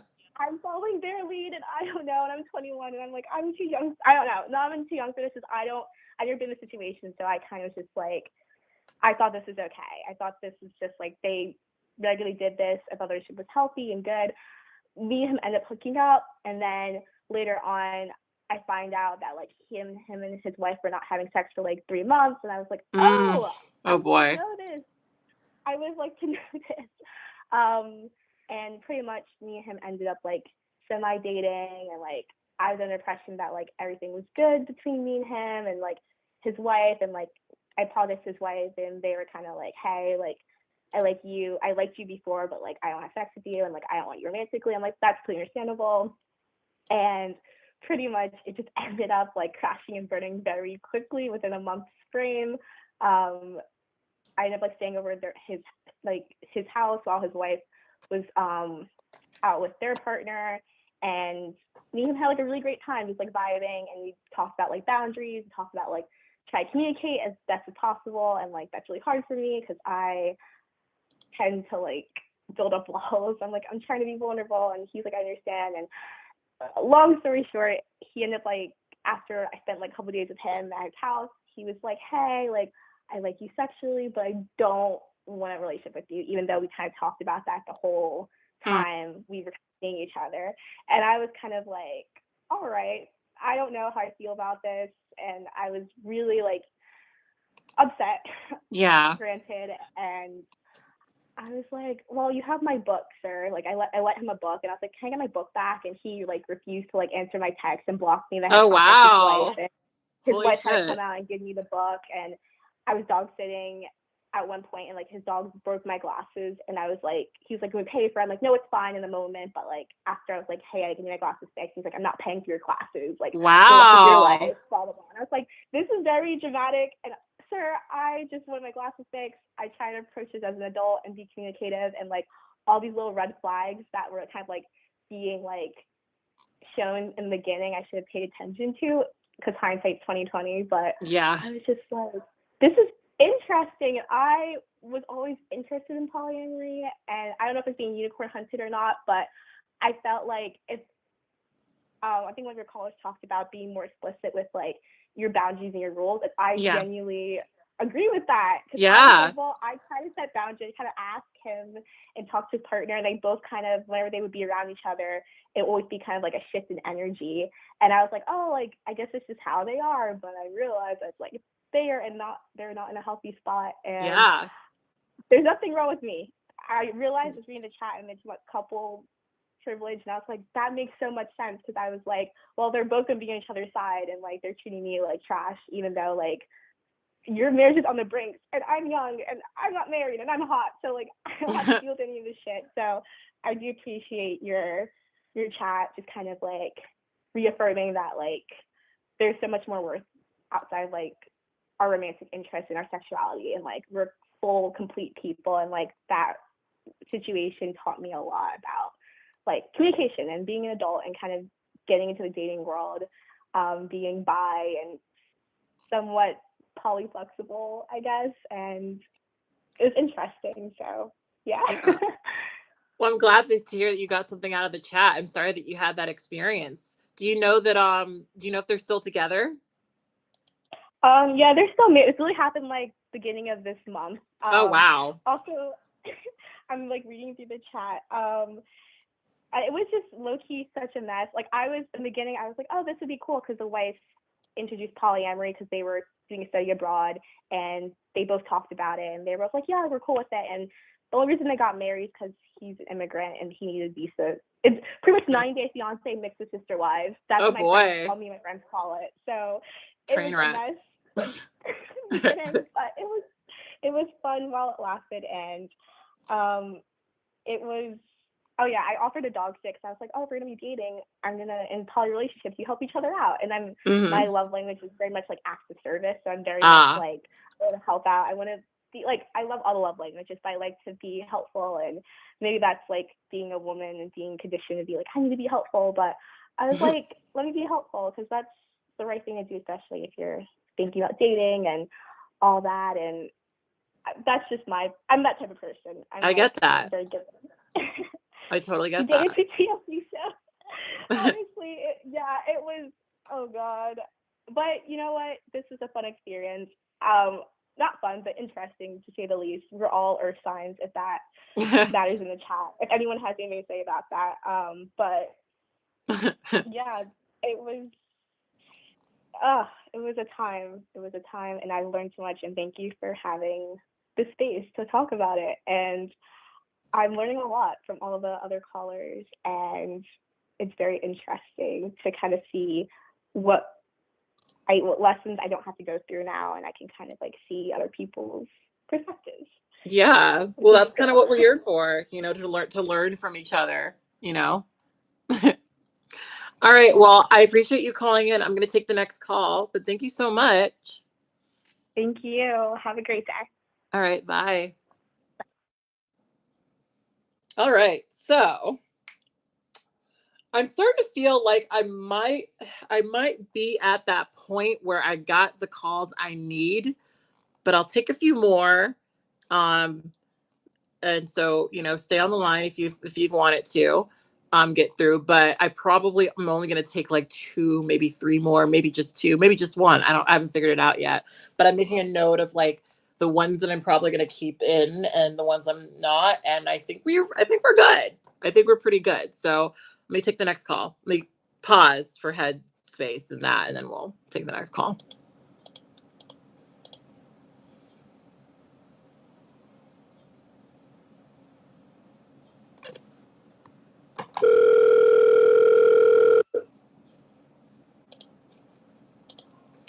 Hello.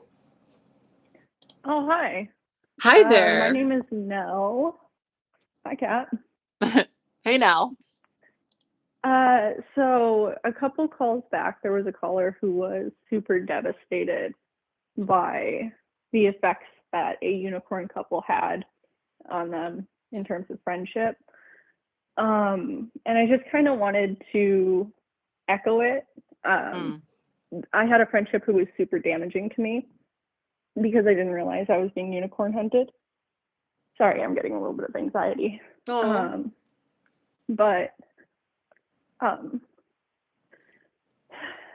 So I had genuinely thought that these people were my friends. And the person I am now, I would have boundary set so much sooner. But I was 21. I was a baby gay. I was newly out as a bisexual and had lost my family to it. And I didn't expect to get emotional. I thought I had kind of moved past this. But I talked to this couple at a party and we hit it off, and I thought that they were super good friends. And they kind of took me in, and I developed in retrospect, somewhat codependent relationship with the woman in this couple. And so I was around a lot. At the time, my only obligation was to go to therapy. I had the funds to do that at the time, thankfully. So I spent a lot of days there, and they had taken out a rescue dog. Awesome. I was a dog trainer and dog walker for many years at that point, so I was very active in helping the animal, especially since she was a special needs dog. So I was very involved in this couple's day-to-day life. I went with them everywhere. It was almost like an accidental triad situation, but I'm autistic. I don't read social cues very well. I'm demisexual. Sexuality doesn't come easily to me. But in retrospect, there were a lot of boundary pushing red flags and things like, I think you had said earlier that they'll often open with the line of, oh yeah, you can come over and like drink our drinks and smoke our weed. That was them. Yeah. And I thought nothing of it. But then things like, oh, there's this really funny Captain America porn parody. You know, we should watch it and get drunk. I'm not really into drinking or anything like that, but there was a lot of pushing for it. And there was a brewery scene, but I always made sure to like handle myself. But there was a lot of substance pushing in their house. And I was really susceptible to it. And at one point, he was purposefully leaving the door open when they were having sex and I was in the basement, but I could hear them. And like he joked about it later and I didn't realize it was on purpose at all. And I should have ended it right there, but I didn't understand anything. I didn't have anybody in my life who supported me.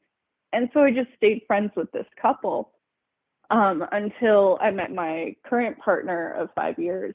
And it kind of degraded from there because I was no longer available sexually. I think they always saw me as a possible third in their relationship.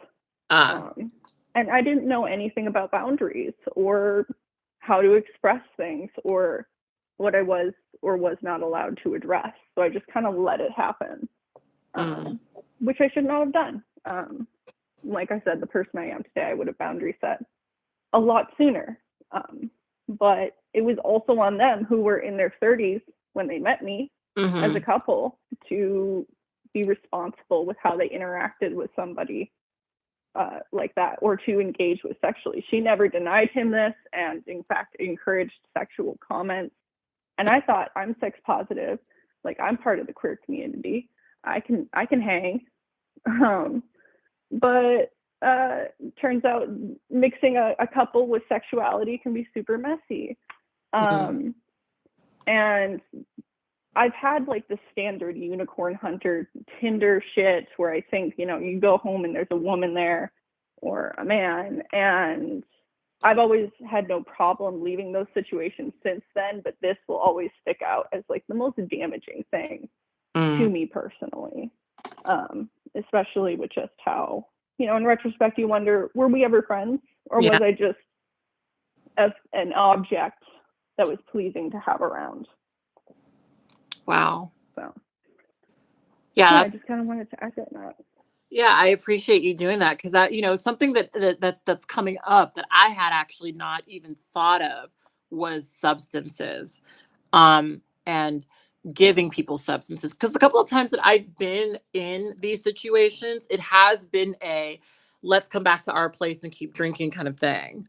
You know, and I didn't even think about that as an aspect of unicorn hunting at all. I actually didn't smoke much weed before I met her. I had smoked it a couple times, but soon I was using her dealer. And honestly, looking back, I was smoking a ton of weed. Like my monthly budget was $240 in 2013, black market in Illinois. Like it was very expensive as a habit. And as a result, I was often high and would just clock that something made me uncomfortable and then never look at it, you know?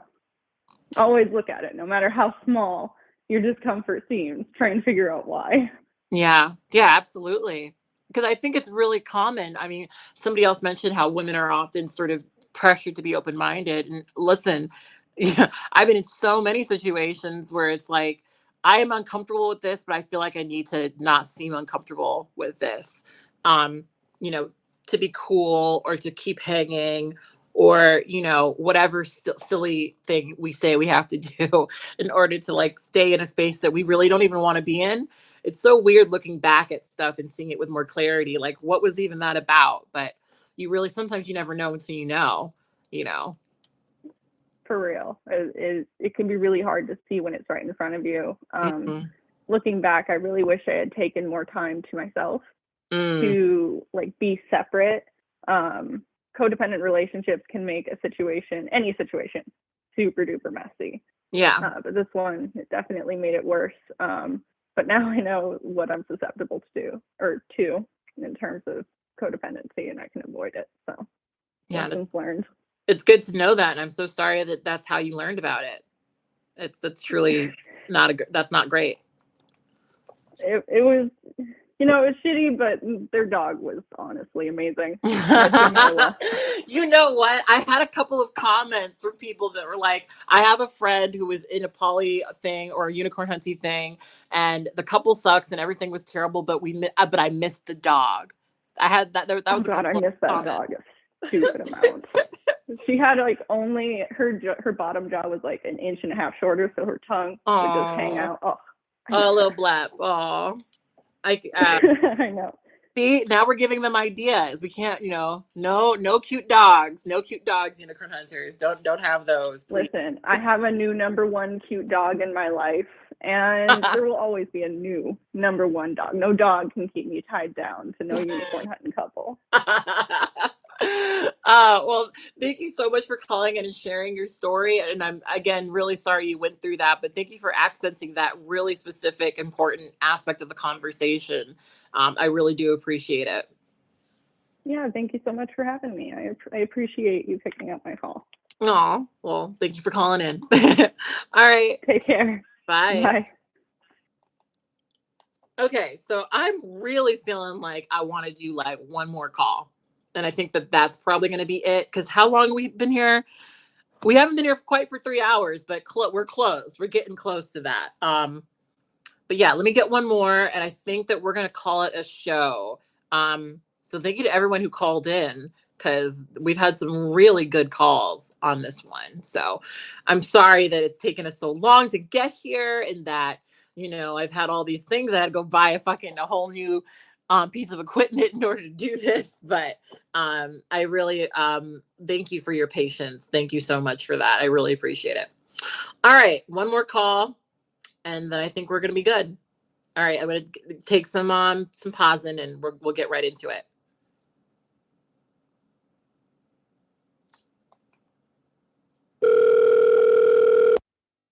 Pausing, and we'll get right into it. Hello. Hey, Kat. Hey there. Who am I speaking to? What's your true tea? My name is Reb, and I just want to say that I'm turning 27 next month, and I've watched you since I was in high school. So this is yes, we love that. We love that. Thank you for supporting my stuff. Yeah, of course, and thank you for supporting me in all the ways that you've supported me through your content. So I just wanted to say that. Thank you.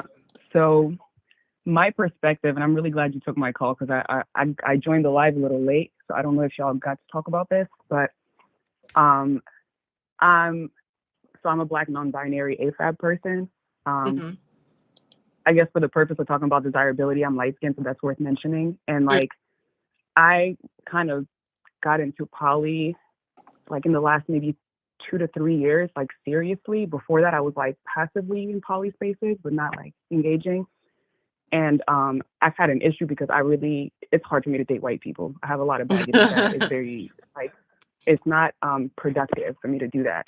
And so like one of the challenges I've had in the poly scene, because dating Black people has never really been a challenge until I was actively poly. And something I've noticed in the Black poly spaces, specifically, and I feel like you've talked about that. You've talked about how, the transphobic energy that a lot of these spaces carry, which is frustrating and difficult for me to go through. But I recognize, but the way that I present makes it a little easier for me to navigate that space in a lot of ways. But something I wasn't expecting, because I have a nesting primary partner, is that like a lot of these couples will still come at me like with that weird unicorn hunting energy, which doesn't happen in a lot of other queer spaces that I'm in. Like usually, because I'm like partnered with a cis man, like a lot of people kind of leave me alone, or like don't want to approach me because of it. And in a lot of Black spaces, I find that it's almost like a challenge where they're like, oh, maybe we can snatch this person out of that space. Now, luckily, I'm old enough that it's like, it doesn't really faze me. And I really honestly kind of like transitioned out of like even being in those like Black queer spaces. A lot of them are on Facebook because they're really weird. Like they're just really weird. The way they move is just all really strange. Or like even if, you know, for example, if I was interested in being with a couple, given that I'm poly, I would be with other partners as well, but they want a close triad. And that almost seems like a different lifestyle, you know, like it almost seems like a completely different thing. And I wish we had language to like separate that, because a lot of those people are talking about like nation building and stuff, but like they don't want to take the nation that you come with. They want to leave all the gay shit over there. It's weird. It's so weird, you know? So yeah, that was like my true tea when it came to unicorn hunting. Like that, it's very strange because like, are you a unicorn if you're coupled? Like, does that work? Is that the definition? I mean, a unicorn is usually a single person that comes in to satisfy the couple, essentially. Right, but if they see you as poly, sometimes they like it, to them it's like it cancels it out. Because I also get the experience a lot that like a lot of people think that I must not be like actually satisfied by my primary nesting partner. Interesting. That's why I must be seeking polyamory, which is the total opposite. It's actually because I was so satisfied and so fulfilled, and he gave me that space to explore that I was able to like allow myself to meet all my desires in polyamory. You know what I mean? So it's like a very weird experience for me to be in that realm where like people think that like I must be running away from him, because I'm like, nah, y'all, like, you know, he gave me that space for you to be here. Yeah, I don't know we'll if get that's it really like messed up. fair. Yeah.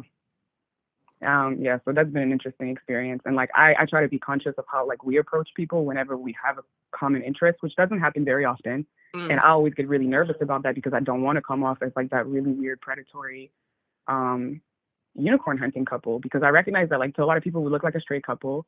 And he's a bit older than me, so people might think that like it's him like running things, and it's literally not how it is. But I know how easily it can be perceived that way. But it makes me feel better from listening to the last couple of people talking that like I got very validated that we don't do any of that weird shit that people do, where just like drugging people, like forcing them to drink alcohol that they're not like willing or ready to drink, or like all that weird stuff. Like that's so strange. Like leaving the door open when like you're having sex while somebody's in your house. Like what is going on? Like all of these things are so very alarming. So yeah.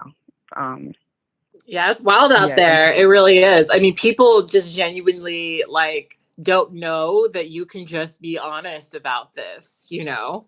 You can just be straightforward about this, you know?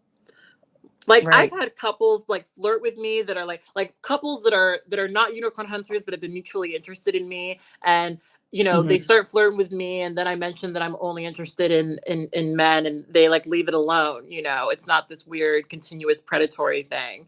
And I want to really reaffirm the fact that there are people who are coupled who technically have, you know, relationships with bi women, and it's a thing that works. It can work, you know. Like it's just the problem is how dishonest it frequently is, and how much people like how oftentimes these couples make these often women but not always women feel like they're literally only there to satisfy their you know whatever they want. That fucking sucks for a lot of people. So it's not the open to having a threesome part of it, it's the being a predator part. It's the exactly, literally. Exactly. I also think about how much like that forces people to like overcorrect also in some weird ways. You know, where like so like I've seen, for example, I've seen couples who have been hurt, right? Like they were like honestly and earnestly pursuing somebody, and that person was like not being honest because they really were only interested in one person in that couple. And they would have been down probably if that person had been honest and said, I really am only open to pursuing this person romantically, but I'm open to being friends with the partner because we all get along, right? Like they could have been good with that. And like you could have had that relationship with that partner, and you could have had that friends with benefits situation with that other partner, or whatever the arrangement was. Like all of those things could have worked out. But they didn't, because there was the third in that situation was like unclear or dishonest about what they were seeking. And then those couples go on and have they like start to justify really weird fetishistic and like exploitative and, you know, just strange behavior because they've been hurt by that one person. Because I mean, they want to over. I think it's complicated because like what I've experienced is like you know, there's been a lot of times where couples will approach me and I'm like really attracted to the guy, and if I weren't like a person who, you know, valued my time, I would, I could see being like, oh yeah, like maybe, and then couples get into the situation where, oh, we thought that you were into both of us, but turns out you're only into one of us. That's not really what we discussed. And, I think that that's why people end up building all these new nonsensical rules, because now it's like, well, shit, we Right. really want somebody who's into both of us, not just one of us. And a lot of times when I talk to couples, who have done this stuff, it's like they get frustrated. But I think, like I said, very rarely are you going to meet someone who like is into both people, especially if people are Right. two very dramatically different looking people, Right. like, Or in the same way, even in the same way, because I also think that there's something to be said about like relationships are meant to develop organically. It's kind of idiotic to think that you can, become close to two different people who are different people completely in the exact same, just, and like a lot of that also I think happens because people don't try to like genuinely nurture the like authentic connection between individuals. They just want to like feed that triangle instead of like feeding, and that gets really toxic really quickly also. And that's something that I'm like constantly thinking about when I'm like dealing in any situation where there's more than two people involved. Because I just know like that shit will get messy at that point. It's gonna get messy if that's not clear. If people don't know exactly what relationship they have to one another and to that, third thing that exists in the dynamic the three of them share. Yeah. And the thing is, like I was just thinking about this just now, but like there's been situations where I'm not immediately attracted to somebody, but then I get to know them and I am, like Right. sometimes it just takes some like getting to know me and giving a fuck about me in order for me to, actually get there. But, a lot of these couples, like they literally just don't want to they're not interested in that. They are wanting it. They want their human shaped sex toy and they want it now, Yeah. And it's very strange because honestly, if that's what you want, and honestly, I feel like there's nothing wrong with having that desire. But if that's what you want and you're having a tough time finding it, like with people who are just living their lives doing this, then there's like people whose job it is to satisfy that need for you. Yeah. So go see them. Yeah. Go pay them. And honestly, it's probably going to be a lot less stressful, Less stressful, way more enjoyable for everyone around, like all around. Everyone is going to have a better. If you, I mean, and that's the thing. Again, I guess it comes back down to like communication and honesty and like being actually attuned to the desires. Because a lot of people are more attuned to actually controlling other people, like enacting their power on other people. They're into the sexual thing that they think they're into, Yeah. They just use that as like a means to, because honestly, the shit that people were talking about earlier, like just the last few calls, really blew my mind, the extent to which people go to coerce folks into like a threesome that could have probably happened if you were just honest. Yeah. Or that might have happened else if you were just honest. Yeah. I mean, I hated the story of, the dance parents, because that's layers of shit, that's like they were looking up to you, they were depending on you, and you were not interested in caring about them in the way they thought you were caring about them. You just wanted to fuck them. And that's like, yeah, that is the fucking worst. Manipulative, like, yeah. I'm like seriously so sorry for that caller. Like that was such a hard thing to even like talk about, like to listen to for me. So I can only imagine like going through it. That was next level. But yeah, no, I just wanted to add in my little 2 cents of true tea and, share my appreciation for your content and the work that you've done for all these years. Aww. And thank you for that, because I really appreciate it. Your content, I don't always agree, but I always respect how you feel. And like, I always appreciate your willingness to put yourself out there and let us know, because I know that's not a safe thing to do in every situation. And you really didn't have to do this for us. Yeah. You do it anyway. So thank you. Aw. Well, I mean, I always expect for people to disagree with me about something because we're two totally different people. But I really appreciate. I know that's right. It's like I want my audience to disagree with me actively. Like I don't want people to just agree all the time. That's weird to me. And boring, and it definitely sounds brainwashed, like kind of fake. I sometimes I say shit just to throw it off a bit so that we could like have some discourse here. Let's not just all blindly agree with each other. That's strange to me. Yeah, for real. I hear that. All right. Well, thank you so much for calling in and telling me your story. I really appreciated you giving us your vulnerability in that way. That means a lot. Yeah, I appreciate you too. Take care. Thanks, Kat. Bye. All right, loves. So I'm closing the lines because I think I've got the calls I need. We are unlisting this video right now so that I don't have to do that later. I'm going to be posting this full version of the call-in show on my Patreon. So, if you're here right now and you didn't get to hear all the calls and you still want to hear all the calls, copy the link, copy it, add it to a playlist or something, because if you go to my page right now, you're not going to be able to see it. So yeah, but I am so thankful for everybody who showed up. We've actually maintained a pretty high amount of viewers today. So I really appreciate that. I'll have an edited version of this call up. It's probably going to be up today on the podcast. So, you'll be able to, if you just popped in and, you didn't get to hear all the stuff, there will be a much more digestible version of the call-in shows that should be uploaded to the podcast later this day. And next week, we are going to be having my video episode of True Tea. And in that video, we're going to be talking about tokenization. And I actually have one coming up after that about the whiteness of BDSM social media. So got some really fun conversations coming up. I really appreciate those of you guys who support all of the various things that I've been doing with True Tea. Y'all have no idea how much less stressful it is for me to make videos like this. A lot of you guys have been asking me about other content. I've got a couple of videos that I have been working on for the past couple of weeks. So hopefully y'all will get those. I'm literally trying to make it so that I have more time to make videos about, stuff that's really, really important, and changing True Tea in this way has been really, really positive. You guys who called in, you guys really do add so much to the show. And I'm so glad that I started doing this with True Tea, because I got my perspective, but y'all have yours, and there's so much stuff that I learned from you, and this is all about learning, learning, sharing, and growing through education and conversation.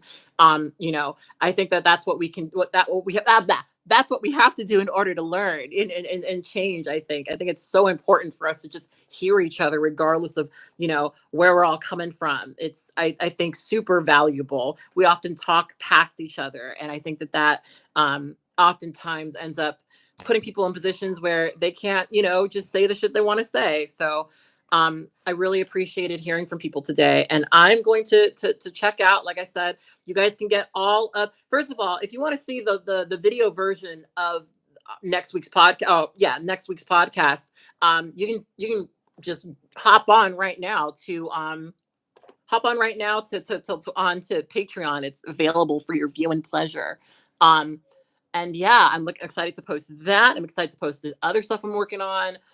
Whew, yeah, I have so many things. I'm behind schedule and I'm trying to catch up, but I appreciate those you guys for being here. So anywho, I will talk to you guys later.